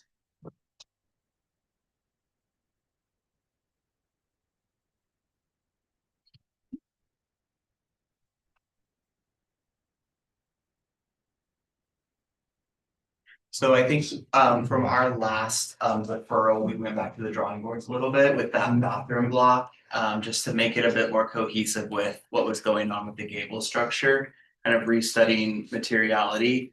It was also kind of more evident at our site walkthrough that the previous vestibule, entry vestibule into the structure, felt a little bit too close now that the garden steps are going into the addition. So we actually decided to eliminate that vestibule, so it enters right into the gable structure, and then the bathroom comes off of that. And then to be more cohesive with that bathroom addition, this was our previous. We unified the materiality to be consistent with what we were proposing, the lap siding on the addition of the main house, and had the roof integrate just with a consistent kind of swoop on that bathroom volume. And then I think there was a minor comment about grade, so we had revised that from last time to meet that comment. And this is the view from Mary Street. And this is the view from Elizabeth Street. Any questions for the applicant? Thank you. Do we have anyone speaking? Travis, if you'll give us the staff comments and recommendations, please. All right, staff's observation is the applicant has addressed the previous board comments. Our recommendation is conceptual approval with final review by staff. Did you want to respond to or clarify anything? Thank you. All right, public comment in the applicant's presentation is now closed. We'll move into board discussion and a vote. I like it. I think it's much simpler than what we had before. Yeah. The first version was, I thought maybe a little too high style for the main house. I It's kind think. of whimsical. Yeah, Agree. the going to one material, it makes the side piece look less like an addition, so I'm good. And Did you want the to? Velcast on the little addition is cute. I think so too. It's a little unrelated, but it's Yeah. I don't have any issue. I I think would it's much improved. make a motion for conceptual approval with preliminary and final review by staff. I'll second it. All right, we have a motion on the floor for conceptual approval of preliminary and final review by staff, and I got a second from Daryl. I'll put the motion to a vote. Fillmore, Yay in favor. Bill, You in favor? Daryl, Yay in favor. chair votes the majority, and the motion passed unanimously. Thank you all. Agenda item 11, 40 Gadsden Street. Travis, if you'll give us an introduction and overview of the project, please. 40 Gadsden Street is in Charleston Village, Council District 8. It is a Category 4, Circuit 1801 in the Old Historic District. They are requesting conceptual approval to move stairs to the right side of the kitchen house porch. Here is an aerial of the property.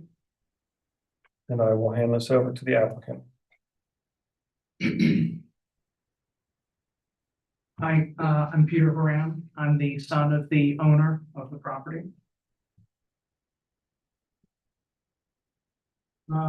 So we have a historic kitchen house with brick porch in front. And it was intended to have stairs on both the left and the right side. To the right side, you can see the stairs going up to the main house. So access was meant to go this way. There are stairs here. So the only entry and exit point for the porch is on the left. On the right, the porch stairs have been bricked up.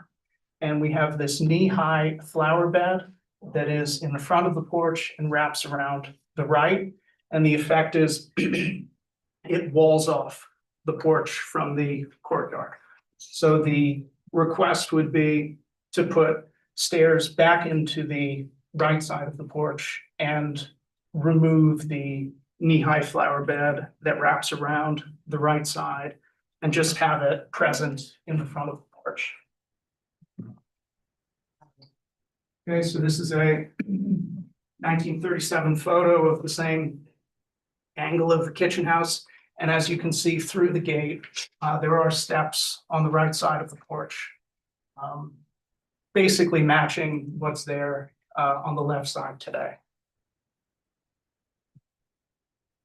So this is the existing plan for the property, the kitchen house, and the porch. So this is the brick porch. This is the knee-high flower bed that wraps around front and right. This is a blue slate landing. These are stairs up to the kitchen house, and this is a grade flower bed. So the proposal is to match this side, to match the right side with the left side.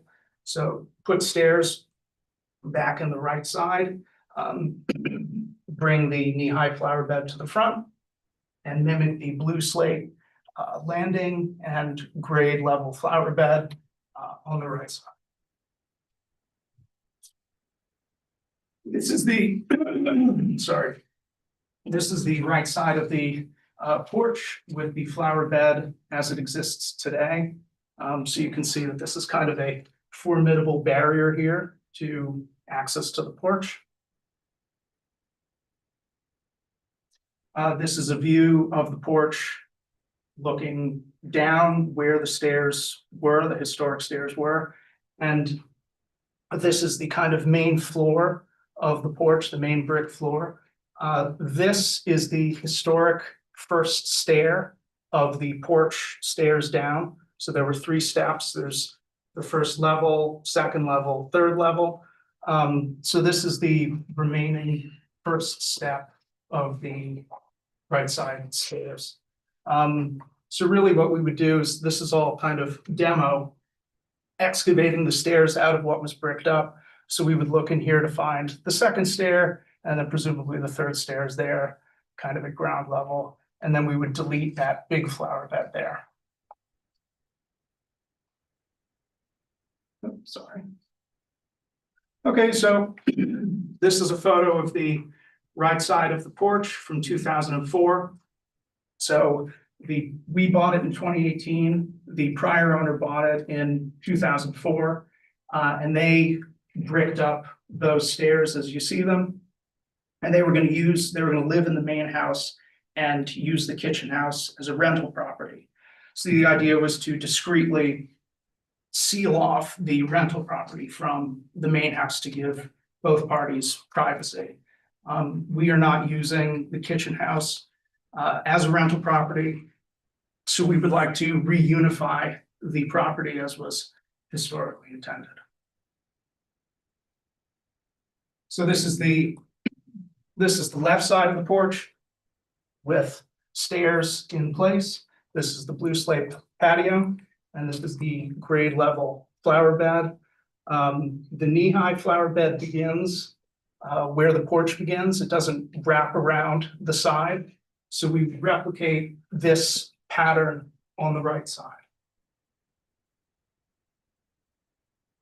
And this is another view. So it's clean, it's tidy, it's historic, and we would just like to do this on the right side of the porch. And that is it. Any questions for the applicant? Thank you. Do we have anyone speaking?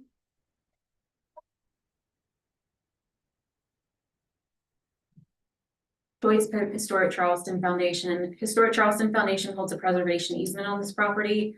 The proposed alteration is compliant with the terms of the easement, and we have approved this request for alteration.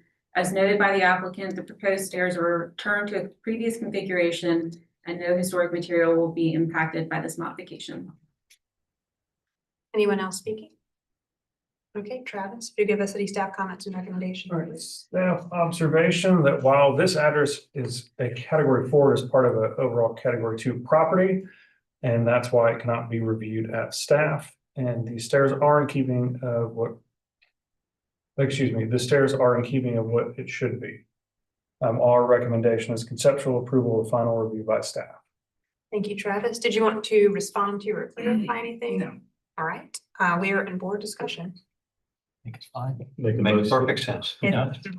Okay, Daryl, were you making a motion? make a motion to approve as submitted. Okay, we have a motion on the floor for conceptual approval with final review by staff. That's what you said, right? Thank you, Phil Moore. Put the motion to vote. Bill, Yeah, in favor. Daryl, Yeah, in favor. Phil Moore. Yeah, in favor. Chair votes to the majority and the motion passes unanimously. Thank you. Agenda item 12 is 208 Rutledge Avenue. Travis, if you'll give us an introduction overview of the project, please.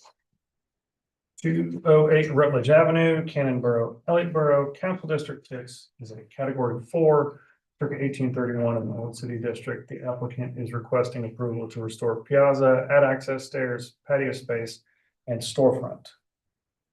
This is an aerial of the property, and I will hand it over to the applicant.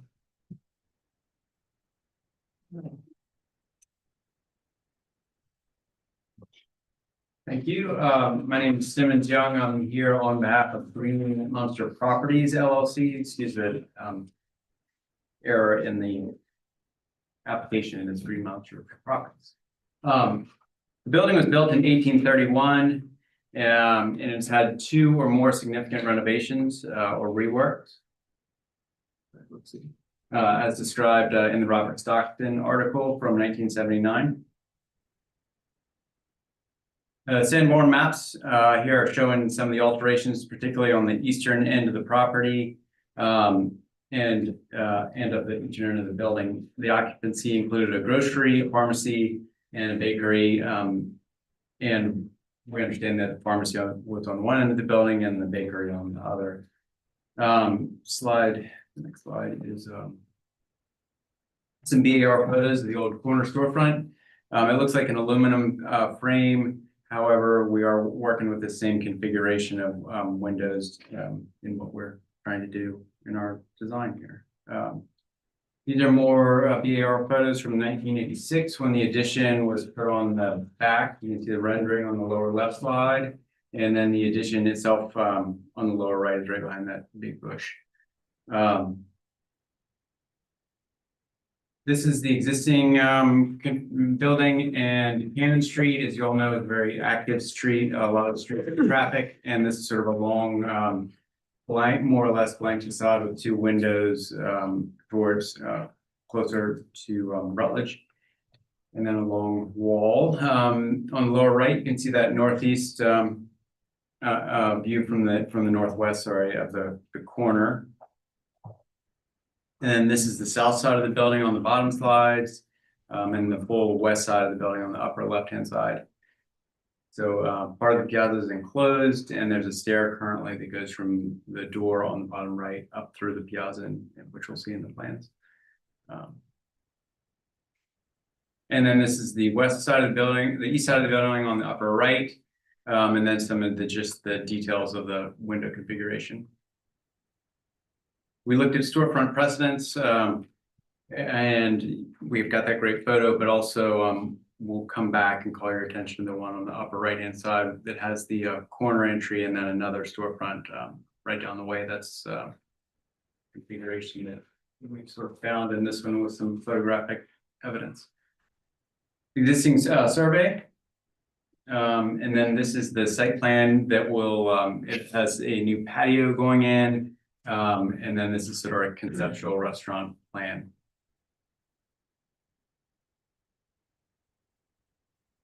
I think comparative, whoops.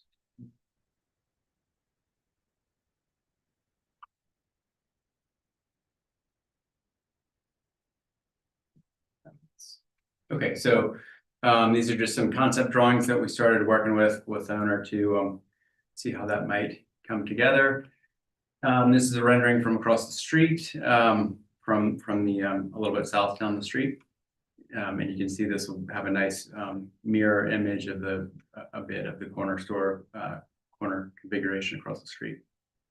And then this is a rendering from a little bit further north on the street, and this shows what we're proposing to do on Cannon, which we'll see in these drawings here. So not much changes as far as the height, scale, and mass of the, and its relation to its neighbors. It is in a flood zone, and so we've got to, we think we'll have to wet flood proof up to, I think it's 2 feet 10 inches above the existing floor. The existing floor is 9.8. We've got to go to 11, so that's not quite right. I'm sorry, we've got to go to 12 and an AE10. So this is sort of the top side of the page shows the floor plan and how the offices are divided up. And then on the bottom side, just how we're opening things up and putting a kitchen in the newer addition. We think that's the best place to do all the stuff that we have to do with the kitchen.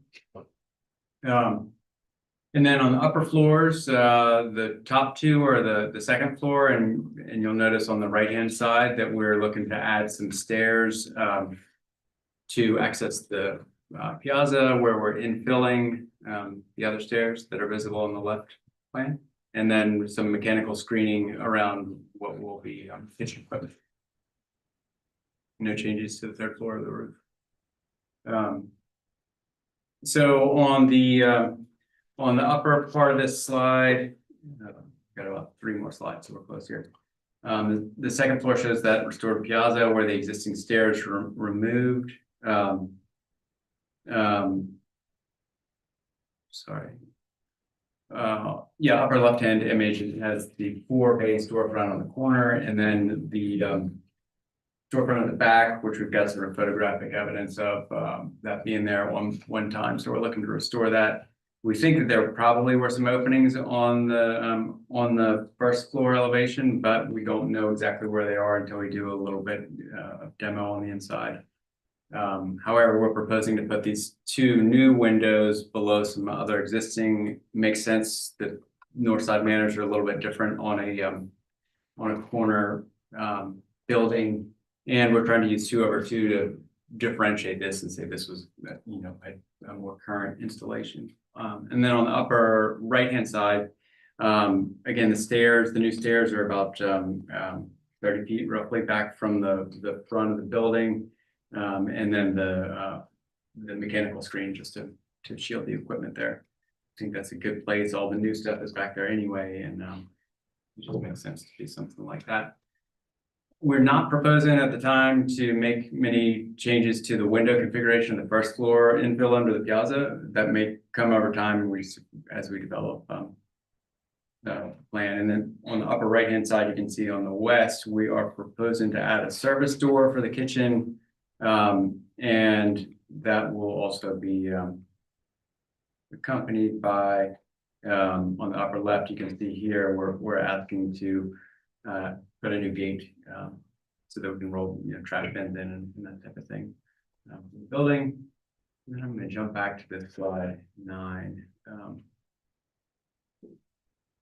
It just again on the upper right sort of shows what a configuration kind of looks like in Charleston with the corner store and then the storefront in the back. Blow this out by stopping on this rendering. Any questions?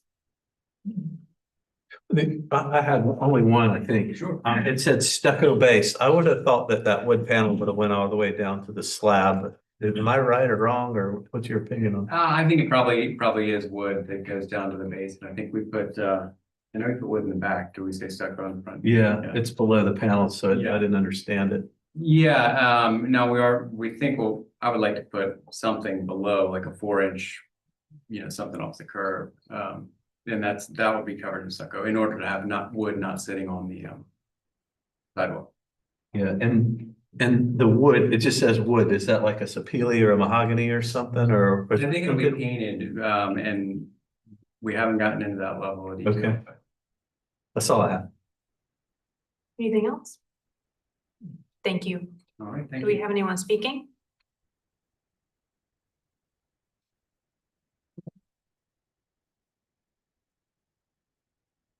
Anna Catherine Alexander with the Preservation Society of Charleston. We appreciate the applicant meeting with us. We're excited to see this storefront proposed for restoration. We're supportive of this project at a conceptual level. We would encourage continued study of the fenestration on the Cannon Street elevation as this project moves forward, though. We're comfortable with reintroducing an opening of the east end of the elevation based on the documentation that Mr. Young pointed to. And we would encourage similar exploration of the remaining portion of that elevation to determine if there were historic openings in those locations. But regardless, as proposed, the scale of the 2/2 windows that are shown, we think should be restudied to be more harmonious with the existing fenestration patterns. And in general, would just ask that conjectural changes be minimized. And lastly, we ask that if a new metal stair is constructed at the rear on the Rutledge Avenue side, that careful study of materials be a huge part of subsequent phases of review, given its high degree of visibility. Thank you. Anyone else speaking? Okay, Travis, if you give us any staff comments and recommendations. Can I make one note? There should be a letter from the neighborhood organization. Did you oversee that? Yeah. Yeah, great. Yeah. That's good. Yes. Staff observation, the previously existing storefronts are being returned to activate the corner and street. Staff appreciates the attention to detail and thorough submittal. Staff condition for approval, restudy of 2 central windows on the first floor north elevation to coordinate more with the new storefront windows. Staff's recommendation is conceptual approval with board and staff conditions and preliminary and final review by staff. Thank you. Did you want to respond to or clarify anything raised in the public comment or the city staff comments? No, thank you. All right, public comment and the applicant's presentation is now closed. We'll move into board discussion and a vote. I think restoring the storefronts, right? I'm in favor of that, on the Cannon Street side, and then any evidence they can find, of course, to facilitate getting it as close to what was there before is, I think is good. I agree with staff's comment about the 2 windows on the north elevation. I think they either need to relate to the other fenestration patterns in that elevation of the building or the storefront somehow. They don't seem to relate to anything on that side of the building right now, but I think that's an easy fix. On the Rutledge side, I think the stair, adding that stair is unfortunate. I know why it's there. I think then if it's going to be there, the detailing is going to be pretty important because it's going to be visible, very visible. I think the same thing is true of the screen at the above the addition. That those 2 elements, if they're going to be there, they really need to be thought out carefully because they're going to be very visible, and it is I think the stair particularly is is unfortunate, but I understand why it's there. Yeah, I agree with what you say, everything, the windows on the, Cannon Street side. It would be nice to do some exploration to see if there are actually windows there, and if they were, I would imagine they would have, probably matched the width of the ones above. I would encourage some, exploration and probably restudying, if windows do go there, restudy the width. I have nothing to add. Okay, this is, lost my, I printed my notes on a piece of paper that already been printed on it, you know. But now recycle paper all the time. So this is, for conceptual. Yep. Right? Okay, I would, make a motion for conceptual approval with board recommendation to study, restudy the windows on the two windows, the two over two windows on the north elevation to better relate to the fenestration on that existing fenestration on that elevation for the storefronts, and to determine if there's any evidence that windows existed in that location historically. Wait, so I have the first comment, so we say the 2/2 on the north elevation to better relate to the existing fenestration, and there was a second comment. And to investigate, to determine if fenestration existed in that location historically. And if so, to match that.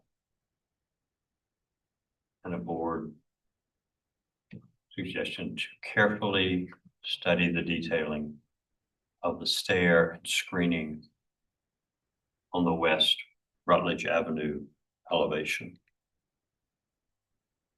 And final review by staff of drawing. Okay, let's make sure I got all this. How about staff conditions? No, that's.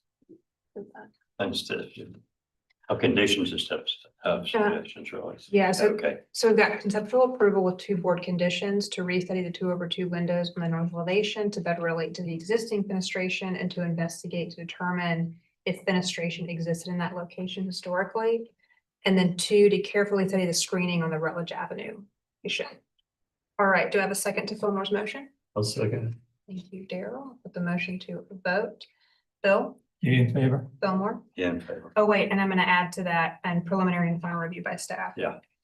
Important. So Daryl, you're still a second. Bill, you're still in favor? Yes. Fillmore? Yeah, in favor. Daryl? Yeah, in favor. The chair votes with the majority and the motion passes unanimously. Thank you. Thank you. Agenda item 13 is 45 Pitt Street. Travis, if you'll give us an introductory overview of the project, please. 45 Pitt Street, Charleston Village, Council District 8 is a Category 3 circa 1890 in the Old Historic District. The applicant is requesting approval for a new garage, an additional dwelling unit at rear. This is an aerial of the property. And I will hand it over to the applicant. Hey, I'm Robbie Marty, and I'm representing the homeowners of this property. This, so 45 Pitt Street is, I think it's known a little bit as the avocado house on Pitt. It has just fantastic paint job. So this is a pretty big piece of property. Let's see if I can find the site plan. I mean, you can kind of see from the aerials or the site plan that that it's the street front is fairly narrow, but then the house runs down the north side, and then it's got a fairly large rear lot. So the homeowners would like to put a new garage, sort of a single automobile garage, and then an accessory dwelling unit and a workshop with a screened porch. And this is just the floor plan showing the garage kind of closest to the house. Then the little workshop screen porch, and then on the upper level, we have a little apartment kind of tucked in. The trick with this particular property is that it is in a flood zone. And so the living space has to be raised about 6 feet above the ground. And so, the question, sort of the design impetus was to figure out how to do that and still have it remain as sort of a secondary accessory dwelling unit. So what we did is we did the small garage, and then on the rear side of the building, we raised that portion to the 6 feet, so the design flood, where there's a sort of a little workshop and then the screen porch, and then the accessory, the apartment sits over. And so all of that allowed us to kind of keep the eave height and the roof height tucked below the existing building, because the existing building has had many additions over the years. I don't know if you all sort of, I feel like this view of the Sanborn maps is, you have to kind of squint to be able to see, but it's sort of experienced some changes and has had other buildings and things on the rear part of the lot in its history. The architectural direction and language of this building, we made compatible with we had done an addition that was completed in about 2003. And that has sort of a large lap siding and stucco. And so the intent was for this, the garage and the ADU to sort of mirror the language of the addition that we did. And the whole point of it, it's like the flat south elevation looks like there's a lot going on, but really if you look at this view, and then I think that the next view from the rear sort of looking forward, it's really fairly simple. It just kind of steps back and down and back and down. So anyway, that is my presentation. Oh, and then just to illustrate the size. So the overall footprint is right at like 1,100 square feet, and the total building is 1,500 square feet. So it is a pretty small building. Any questions for the applicant? And it's in a flood zone? It is. Then how are you putting I guess the board shouldn't worry about that, but like the sinks and the toilet in the flood zone? So that's why we're raising, so that the half bath that you see on the sort of the garage level is up. I see. That's up 6 feet, and that's sort of the same level that we have the little workshop and screen porch, and then you go up again to get to the ADU. Understood. Any other questions? Thank you. Do we have anyone speaking?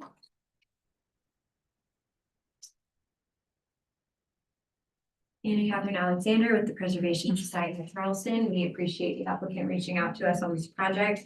We think the proposed height, scale, and mass are appropriately subordinate to the historic structure. However, we feel that the fenestration and mixed materiality of this ADU create a busy design language that would benefit from unification, simplification, and greater symmetry for improved compatibility with its historic context. We do understand the reference to the addition and think that that could be a good approach, but just feel like there could be some simplification in the architectural direction. So we would ask for a deferral for study of that. Thank you. Anyone else speaking? Okay, Travis, if you give us any staff comments and recommendations, please. All right, staff observations. The proposal is subordinate to the existing house, draws cues from its materiality and massing. Number of materials feels busy on such a small structure. Due to existing side-by-side driveways, it will be fairly visible from Pitt Street. Staff would prefer if it were more cohesive design. Our condition for approval is to simplify materials and massing to be more cohesive. Our recommendation is conceptual approval with board and staff conditions and preliminary and final review by staff. Did you want to respond to or clarify? Sure. So just to speak to the visibility of this particular property. So the view down, although there are side-by-side driveways, and I know that vegetation isn't really supposed to count, but there is a fair amount of vegetation. And so the view down the driveway is pretty minimal. And so I think would be would not be particularly visible. There is a view through the buildings on the Bull Street side. A very large 6-foot wall has been constructed recently, as in like, I think the stucco is still drying on the wall. But and again, so I think that also is gonna lead to the minimizing the visibility. We would be open to continuing to simplify the materials, but again, the direction of the materials was based on the addition that we had done. Thank you. All right, public comment in the applicant's presentation is now closed. We'll move into board discussion and a vote. I think high scale and mass are fine. I think the design is highly confused. I just can't get my head around it.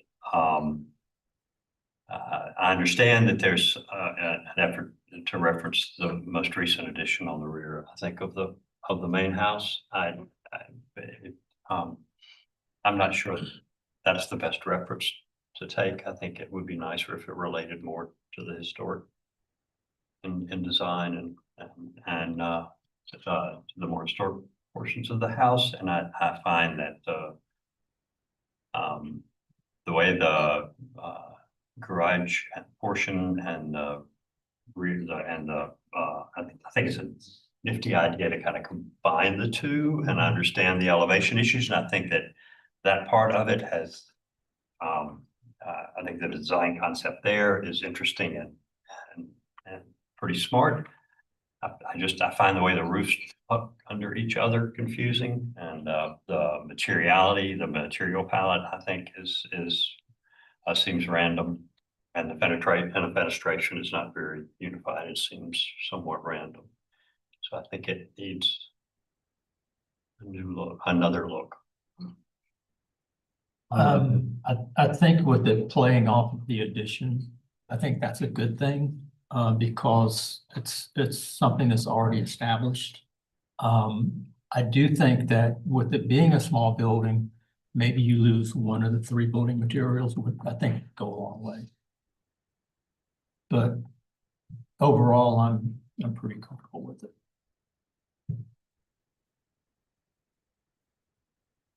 I got nothing to add. I think you guys covered it pretty good.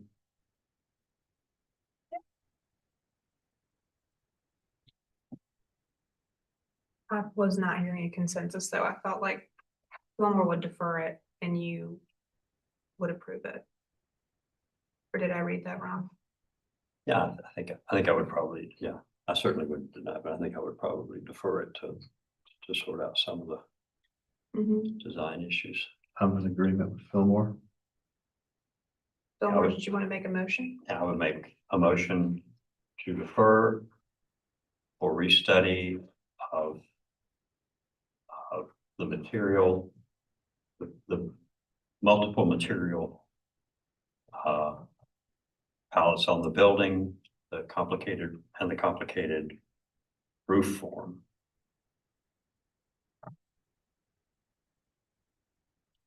And to unify the fenestration.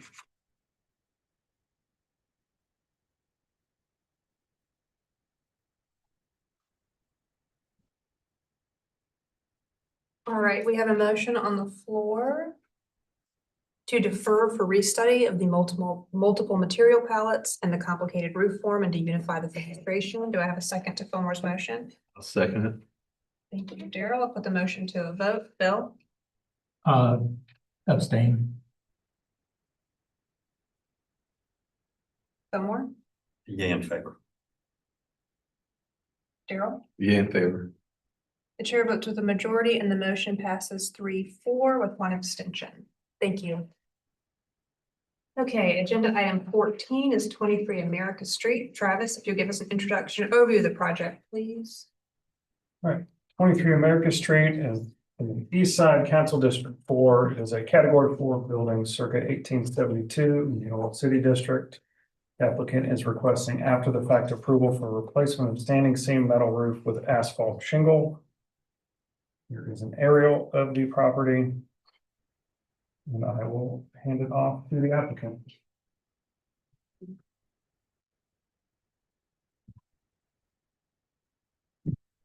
Ma'am, there's a clicker up there with the arrows on it if you want to click through. I didn't do any of that. Okay. You're welcome to show us pictures as well. My name is Anna Washington. I live at 23 America Street. My house is 153 years old. Me, my grandson, my granddaughter, and my great grandson live in that house. The roof, when I hear tropical storm, that terrifies me because with the roof being so deteriorated that the water comes through. And I was pricing the metal, they were too high for me to try to pay for. And when I got the roof, I couldn't sleep in my bedroom for over 2 years because I had rodents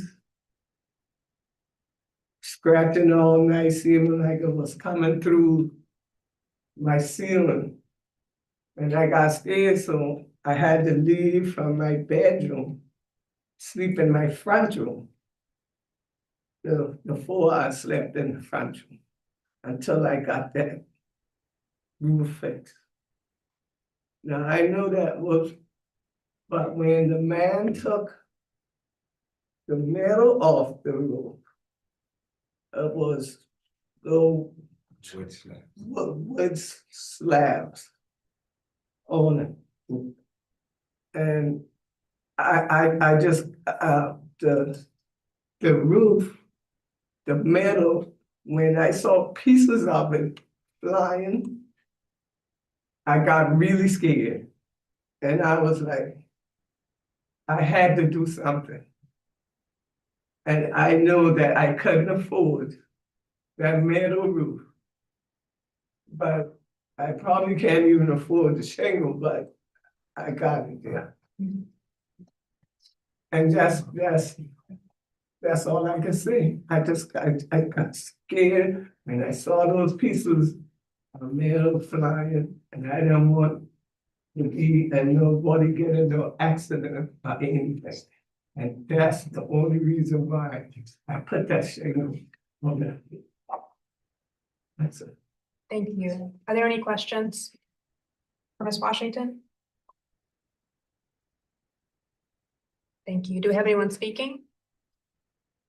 Oh, sure. You're welcome to speak as well. Other than that, I grew up there. My name is Mervyn Washington. It's my mom.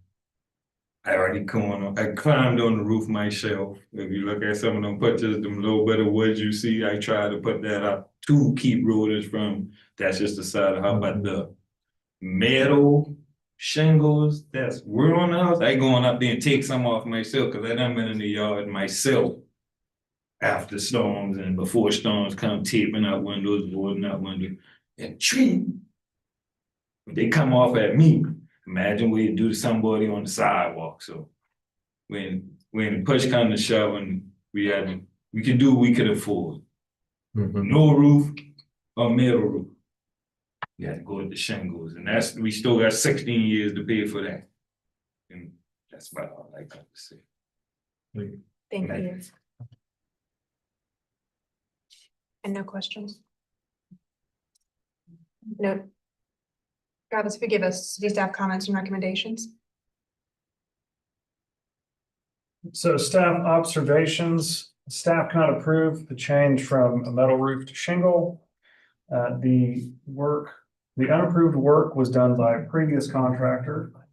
As far as staff is aware, the owner was not aware that a permit had not been pulled by the previous contractor. And staff believes that the previous roof was 5V, but the photos are inconclusive. So I don't know if the photos provided would confirm that or not. And there's no staff recommendation. Correct. Okay, thank you. And at this point, you can clarify or respond to anything in the staff comments, but you don't have to. We can just move into board discussion. Right, like, it just been wood shingles, if it ain't been 1872, it ain't been no metal or shingles, like. You had to put something, we would have been driven out. That's what Thank you. All right, public comment, and the applicant presentation is now closed. We'll move into board discussion and a vote. This little part of it, I think it was a turn roof, I think it was a short panel. Turn roof was put on it, you know, and short panels, that's why it wasn't shingles, right? It was a turn roof, and it's probably a wood shingle roof maybe before that, and, you know, they frequently find wood shingles under seen under turn roofs, since it was probably a turn roof. So staff there, apparently there was no permit, so the roofing company that put the roof on did not get a permit. Mayor didn't know. That's tough because, Contractors. yeah, Yeah, I was hoping that this would be a 5B crimp roof because I consider a shingle roof higher Superior. quality than 5B crimp roof. I would too, but I don't, I mean, I can't honestly think it was a 5 feet roof. I think it was a short panel turn roof. But, and it was clearly, you know, at the end of its life, you know, it needed to be Yeah, replaced. it definitely needed to be replaced. Definitely needed to be replaced. I know we don't like to set precedents with after the fact, but I think in this case. I would approve. I would too. I mean, the contractor, I assume he's just gone. When they pull up, whoever pulled the permit, they stop. So happened like the end of, but they finished, but they stop. No, But I they ain't can't. even really finished. They still gotta do the little, I'ma do the little sides and stuff, but it got to be finished. And we still got rain. still got rain damage Even from under just the the roof, I still got seals rain. not being. But he ran off on you or? He said he ain't had no permit no more. I don't know what happened. They stopped. They clean up everything, they tap on everything that they could have. Then we had the little sign in front of the house and we here right now. I know we're generally unflexible on this, but I would think that in certain circumstances, I'm willing to bend a little. So I can't speak for anybody else on the board. I am as well. I hate to, because we, in spite of everything, we do set precedent, and that I would certainly rather see an asphalt shingle roof on this house than no roof. Yes. Yeah. And that's what it'll be. There's certainly no question about that, and clearly the condition of It needs to be. that removed. roof is fundamentally gone. I had to get to say, I had to call into the secretary, the pole went off just because he been every time we get some hard one, he make like a whole drum sound, like, yeah, I had to get on loose. This looks like awfully flat seams. Yeah, but see, if it were 5B, you'd see Yeah. you'd actually give up some fasteners. Yeah. I think Daryl, do you that, want to make a motion? I'm gonna make them. So I'm not quite sure. My best guess is that, is that they do look very flat. Yeah. I don't know what the pitch is, but I'll make a motion to approve.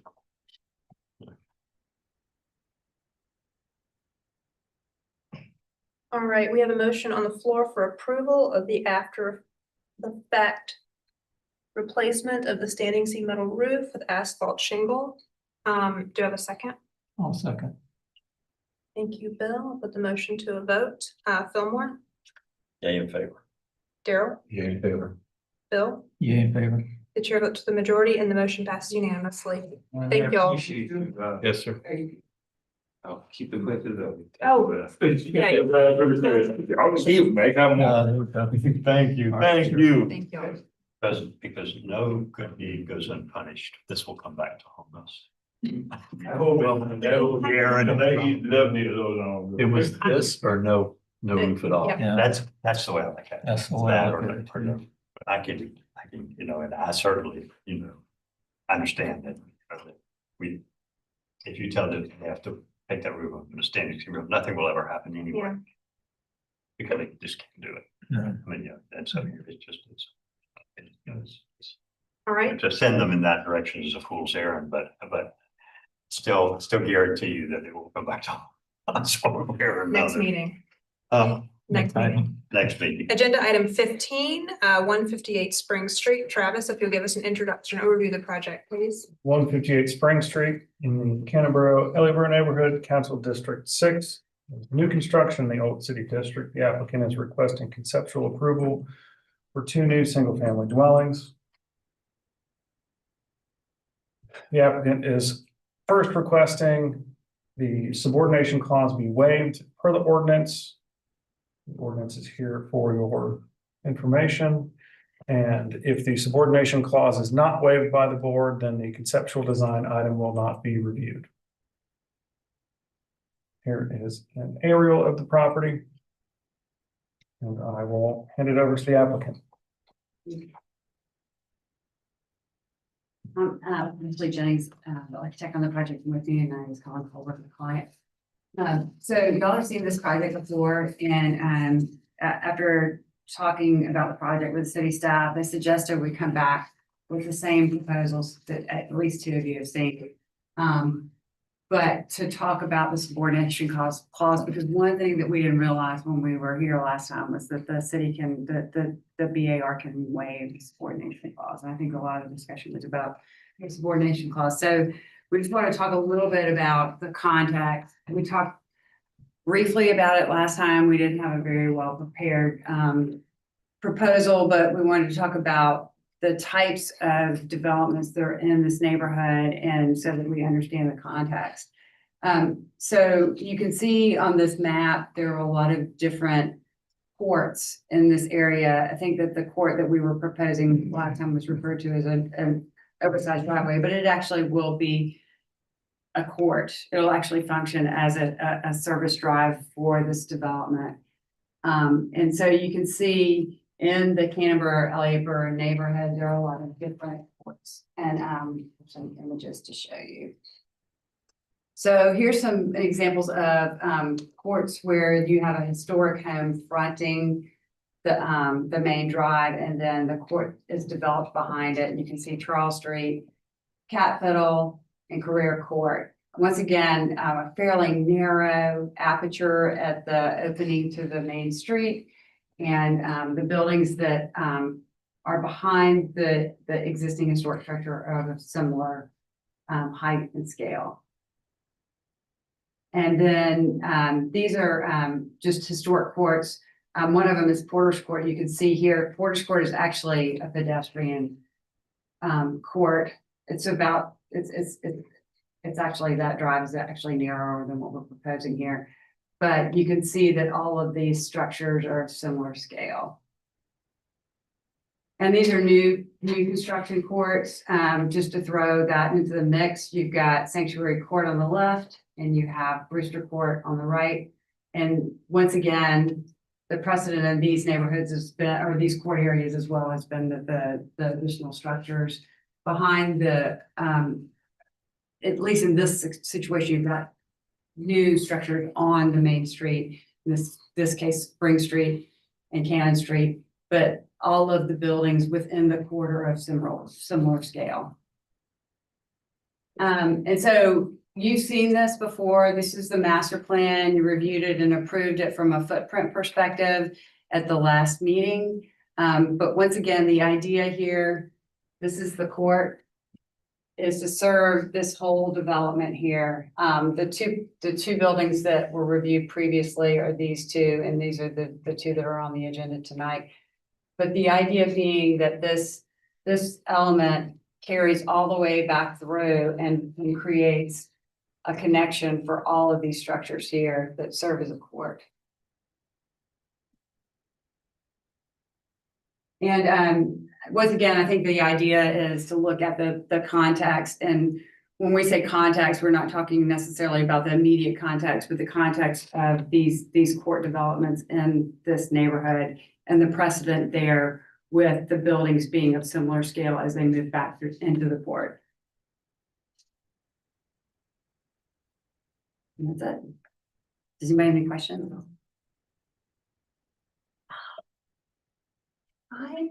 I know I know that if we don't agree to waive the subordination requirement, we're not gonna see the actual plan for the two buildings, but when I'm looking at the ordinance, we can waive it based on architectural merit and context or existing lot conditions. So are you asking us to waive it on the basis of architectural merit and context, in which case I think we need to see the design, or is it based on existing lot conditions? I mean, that's a good question. And I just know when I spoke with BD, she suggested that the only way that you could review the additional proposal, because we're showing the same proposal that we came to the board with the last, that she wanted this to be resolved previously. And Travis, I'll refer to you if you. I would say if you have a question about the process, we should step into executive session.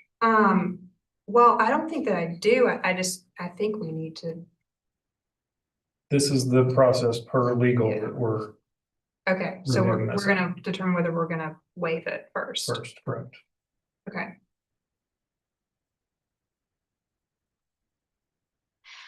Okay, so any questions for the applicant? Why would we waive the subordinate clause? Because we have the ability to, Okay. if on two bases. So one, based on architectural merit and context, or two, based on existing lot conditions. Those are the two bases under the ordinance that we can waive the subordination clause. And it's just for these two buildings, not the rest of the buildings on the No, lot? we're only looking at these two buildings tonight. Understood. Any questions? Mm-mm. Do you have anyone speaking? What column, or did you? Outside. Oh, okay. Boys Code Historic Charleston Foundation. So we had really prepared our statement based on the conceptual approval of the two dwellings as well as the subordination question. So I'll just separate it and just address the subordination question. We do feel that it's important that they be subordinate for the historic structure and also for the site. And I can elaborate on that later if necessary. Okay. Did you want to wait? Sorry, I'm like totally out of order now. All right. You'll give us the staff comments, recommendations. So staff's observation is that staff has met with the applicant. Staff has also met with legal. This is the advised process that the applicant should pursue in order to pursue this clause. This is why the design is not changed. If the board approves waiving the clause, please look at the design with fresh eyes. If the board denies the waiving of this clause, then the previous motion stands. I have here the ordinance. I will read an excerpt from it. Provided this provision may be waived by the Board of Architectural Review when it is deemed such appropriate based on the architectural merit and context or existing lot condition. So that is what we are reviewing. If you want to respond to or clarify anything? Sure, just quickly to respond to the comments. Just go back to some of the precedent in the neighborhood when you're looking at the historic homes running a new court. There's definitely precedent in the neighborhood. And then to speak specifically about the lot itself, I think if you were thinking about it specific to this lot and this context, one of the things that's unique is that this lot is very large. And I would say that if you can see, the lot is L-shaped and comes back. So just the sheer fact that this whole lot will become a development makes it a unique lot in the neighborhood. So thinking about it in context of just specifically the lot itself and the immediate context of this lot itself, and then the precedent in the neighborhood of. Thank you. I'd like to add to that a little bit. this lot's 0.8 acres. The average lot downtown is 0.04 acres. This is 20 times the average lot size downtown. We've been through TRC, we've gone through the GIS system. These homes are addressed as 158 Spring Street, 1 Arbor Court, 2 Arbor Court, and so on, all the way out throughout it. They are not A, B, C subordinate structures going behind it. The way this site exists currently is not only 20 times larger than any site on the peninsula, but if we were to not waive the subordination clause, theoretically, we'd have those, you know, Russian stacking dolls getting smaller and smaller throughout the court, which would be the strangest architectural feature you'd see on any court throughout Charleston. So I think the context here deserves a subordination waiver in order to consider the design of these two structures next. Thank you. All right, public comment and the applicant's presentation is now closed. We'll move into board discussion and a vote on the subordination question, which I'm understanding it's a waiver on the basis of existing lot conditions, which is, this is a really huge lot. I don't think you can hang it on architectural direction so much, but That's why I think it's context in that these two structures are accessed through a court and not accessed through a driveway of the principal structure. And that they face the court and you said they're addressed off the court? They are. Bill, were you here when we saw this a I- month ago? I wasn't, I mean, I reviewed the drawing, so Okay. that was the one I had the last Yeah. minute, I couldn't come. That's sort of what my brain latched onto, is that this did seem different from other projects that we see on the agenda where there are accessory structures behind an existing historic structure. These were on a court, they were facing that court. So I'm inclined to be in favor of. And I think the question last time was not, are we waiving the subordination requirement? I think that's a new issue, but I think this gives sort of a more clear basis to me to waive it, so. Yeah. Fillmore? I'm looking at the rest of the court. If this is about context, those buildings are substantially larger than the other buildings in the rest of the court. So I'm having a little trouble with the fact that the footprint of those buildings are substantially wider than the house in front of them, and they are substantially larger than the rest of the court when the argument is made that they are like the rest of the court. And so I am not in favor of waiving the subordination clause under these circumstances. I might be based on design if I saw the design. And so there might be part of the subordination clause, let's say height, maybe they're the same height as the building in front or something that I would agree to waive. But based on what I see here, I would not vote to waive it. Yeah, the footprints are what I was saying, that I couldn't go with the architectural direction, you know, but I think these read very strongly as being two buildings that face a court, that are addressed on the court, that you don't go through a driveway to get to the backyard of a primary structure. And I'll clarify on this, I would vote differently than you, but I agree. We're not approving we're not giving conceptual approval over height, scale, mass, or no architectural direction here. It's purely a question. So I think last time, this is the same application we saw. I think everyone had an issue and thought that I guess the size of these, but the footprint was just too large. I just want to make the clarification that we're not approving the building footprint. This is purely a question of would we, in this case, waive the subordination requirement? If we waive the subordinate clause, then can we still look at height, scale, mass? Yes. Yes. We can, but not relative to I think. We would look at it as If I were making the other argument, I would say no, not relative to that front house, you can't, you've waived the subordination clause. But you could look at it in general as to height scale, I think in mass of the context, of the rest of the context. Yeah. And so, and I'm not saying I wouldn't approve two buildings back there that relate to the court and have, and there's some legitimate argument to be made that you might make exceptions to height, some part of height scale and mass for those two buildings. But I'm just not willing to take that tool out of our toolbox. So I think there we would be viewing them as if they were just houses next door to the existing structure, but we would still view them for, we just wouldn't, we wouldn't have the ability to say, but it needs to be, we wouldn't be looking at it as needing to be subordinate to the existing structure like we. I think. Let me ask you this, waiving the clause. That clause is,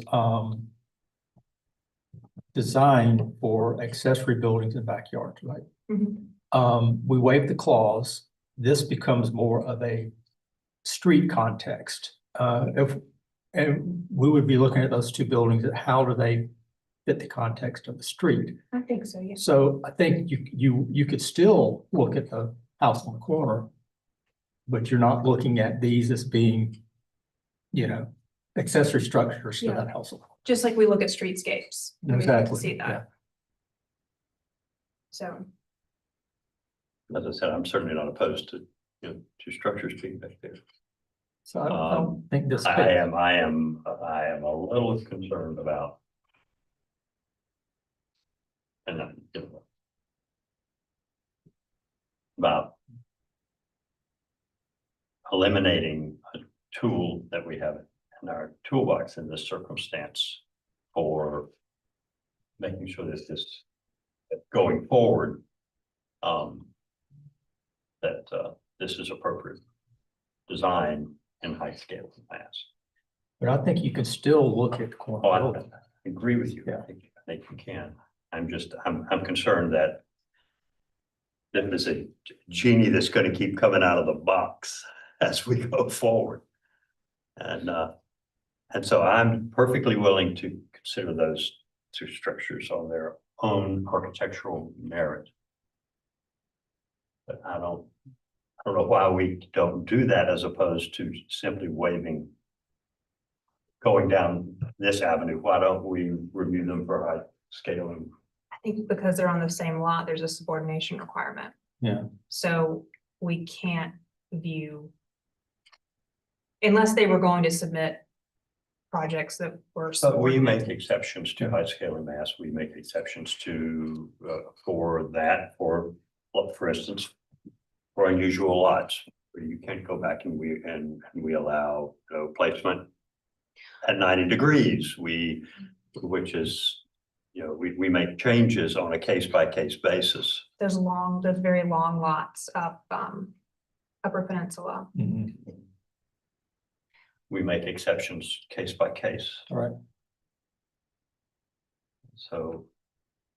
Well, that's our keep oftentimes remind people I'm only one board member. Well, I'm going back and forth because we don't like to set precedents, but where we have said, okay, we're not going to enforce the subordination requirement. It's been really long lots where the accessory structure is at the back of the lot and it just, they don't even look like they relate to one another. And I think here. And the front structure's been generally very, very tiny. Yes, and so here, I think we do need to waive it if we are going to consider structures that are not subordinate. Because if we don't, we would be setting a bad precedent based on our other decisions where we have waived it, not specifically because of an ordinance section that allows us to do so, but because we've just decided, oh, this doesn't set a precedent, this is a really long spaghetti lot or something like that. If we waive it, they would not have to be subordinate to the corner house, but you can say they can't be out of context with them. Yeah, And they can't be any larger, you know. I think we still have full purview over height, scale, match, and architectural direction, the same way we would a new structure on an empty lot.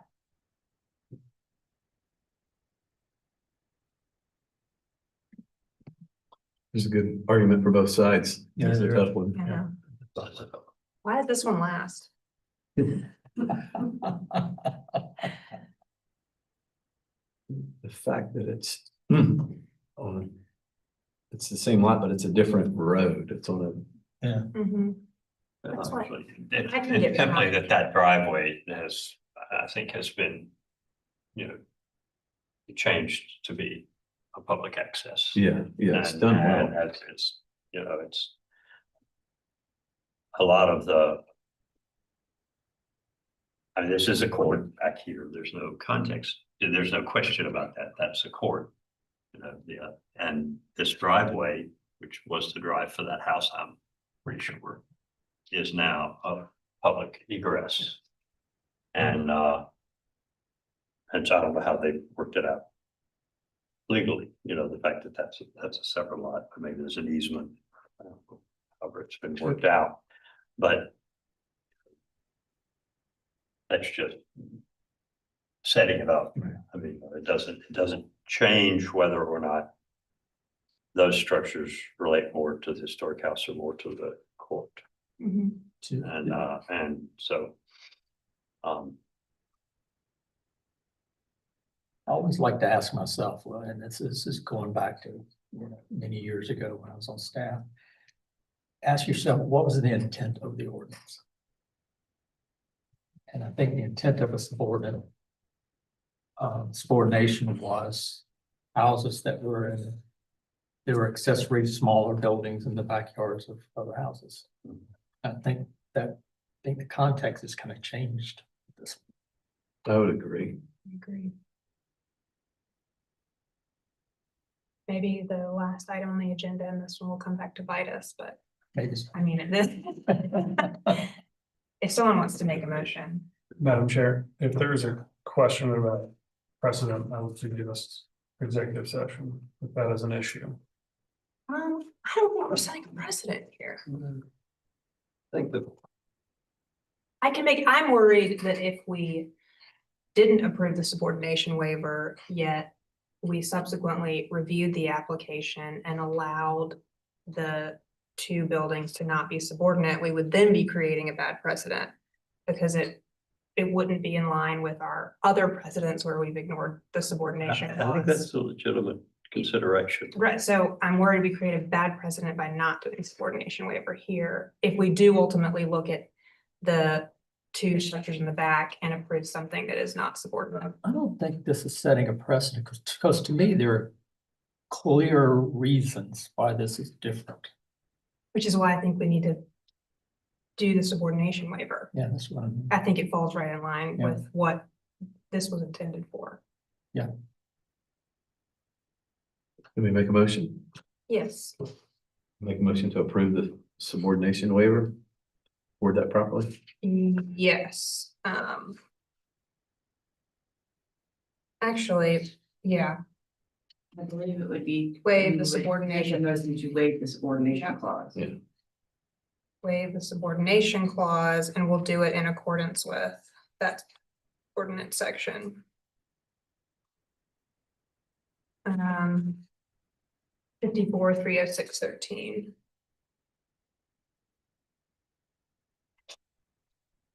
Okay, do I have a second to Daryl's motion? I'll second. With the motion to a vote, Belmore, And they oppose. Daryl, You in favor? Bill, You in favor? the chair votes the majority and the motion passes unanimously. Okay, now, No, it doesn't. I mean, sorry, it's nearing the end of the night. The motion passes 3-4 and 1 against. Thank you, Fillmore. Okay, You stand. now, I don't think you need to give another introduction. We'll just move into the second part of your presentation, which is the conceptual approval of the two structures. Correct. Okay. Once again, I'm Ashley Jennings, architect on the project. And y'all have seen, many of you on the board have seen this project before. It's the same proposal that we had last time. In the context of the waiver for the deforestation clause. This is the immediate context for Mr. Turner. I think it's absent last time. And towards the end of the street, towards the end of Spring Street, closer to President Street. As you can see, the lot at one point, the lot's changed in shape very many times, and it was denser at one point. This is the proposed site plan. As you can see, what we're calling Grand Arbor Court, which is the court that does occupy the same spot as the original drive, but it's fairly wide. It's wider than a typical drive would be. And so I think Mr. Turner noticed that the intent with these two structures, they're designed as sister structures. The intent is that they are oriented toward the court. Their front door is on the court and doesn't reference Spring Street. And the idea is to look at the rhythm on the street and start to look at what this structure, the front structure, creates as far as a rhythm as you go down the court, and looking at that. And so the design was in response to that. So these are the floor plans. You can see that there's a front porch on both, there's a porch on both levels. The entry comes from that porch. These are the elevations. You can see that we have a pretty low slope, but the intent is to hold the building lower than the front structure. This is a streetscape. Once again, this is the site elevation looking from Spring Street with the building behind. This is looking at it from the court, looking east. And this is the site section looking west. So this would be on the other side of the site, on the neighboring property, looking at the property from the west side.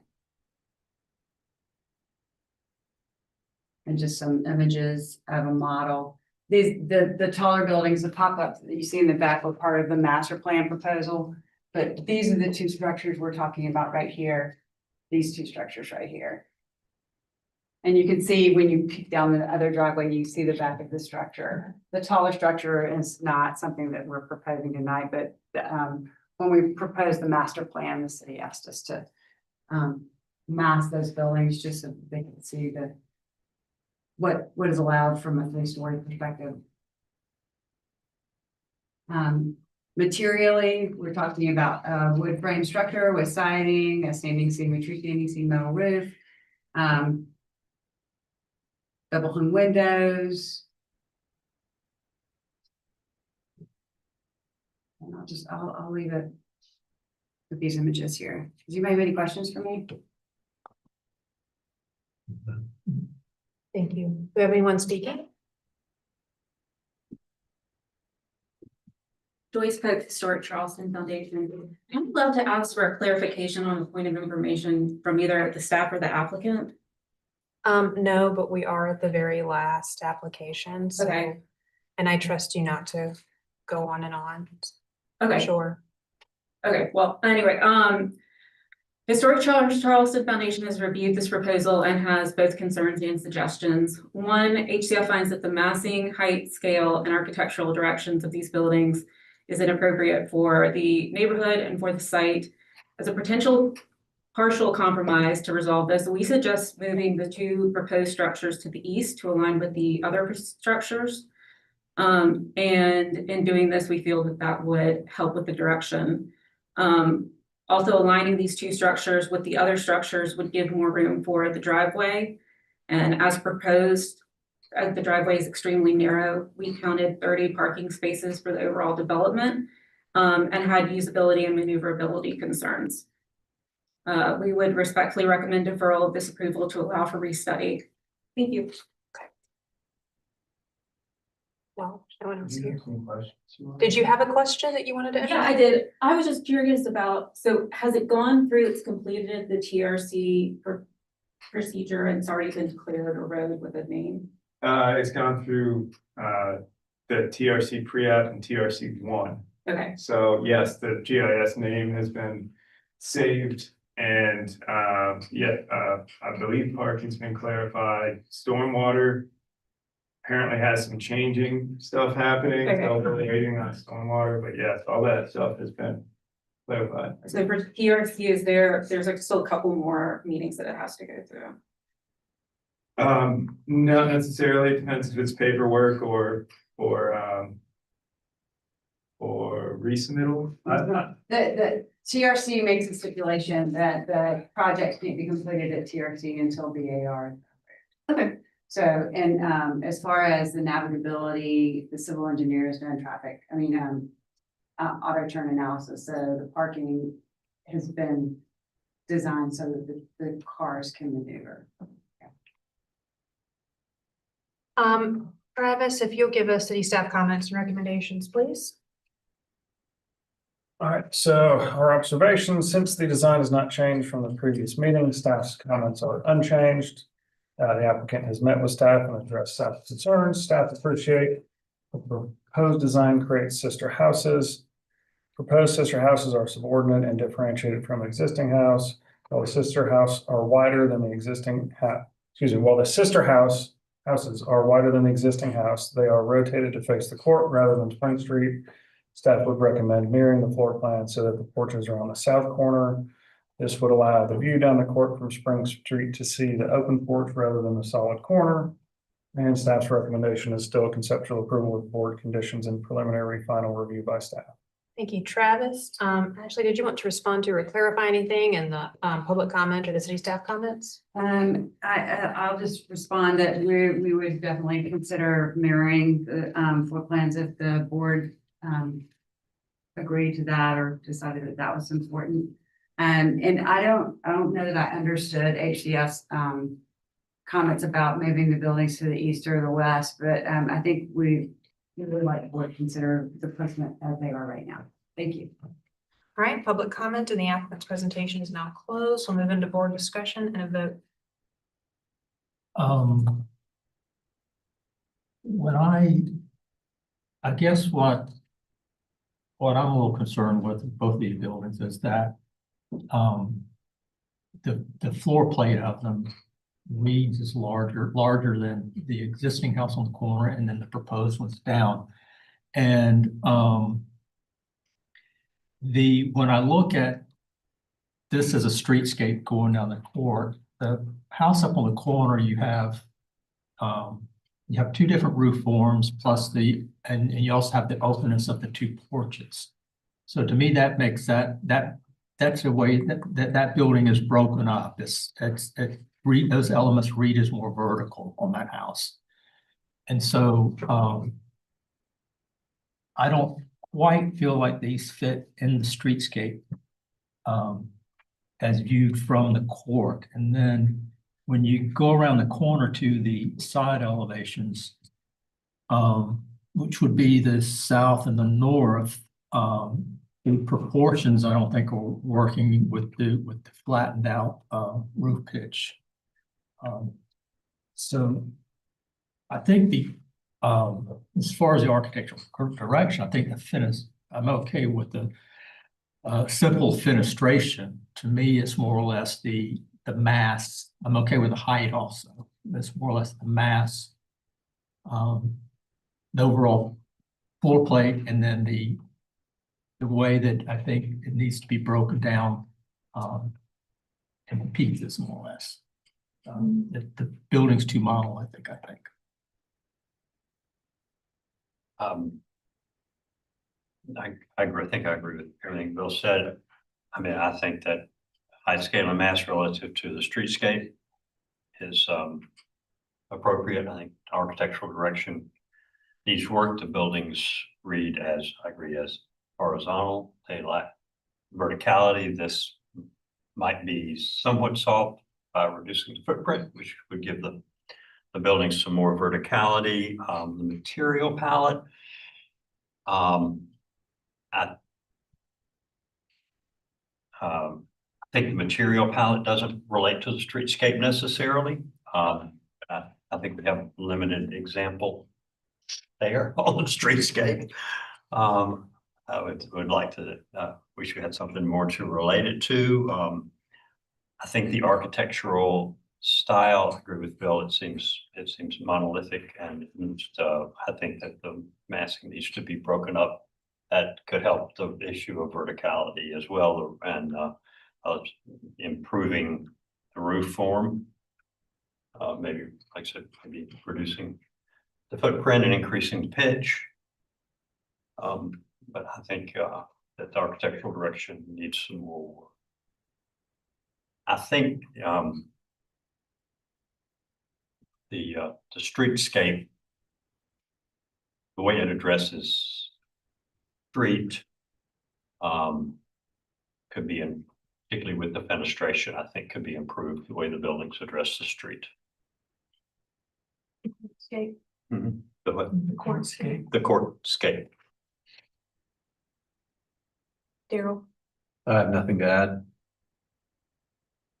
I'm in agreement with both of you guys. so it sounds like a deferral.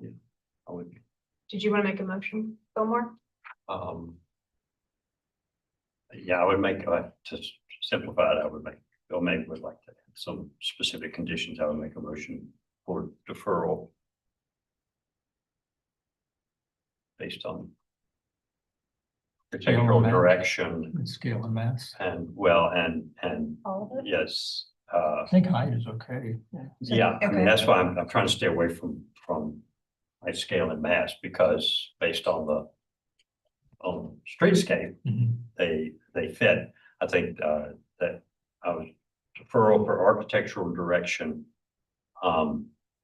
related to the relationship between horizontal and vertical massing.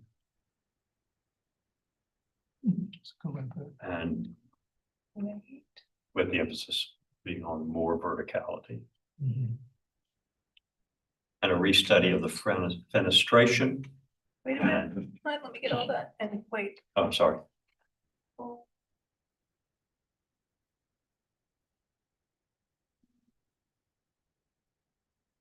Okay, and then what was your second one?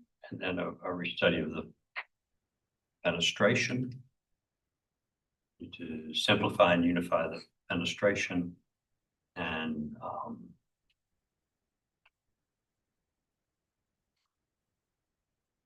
Okay.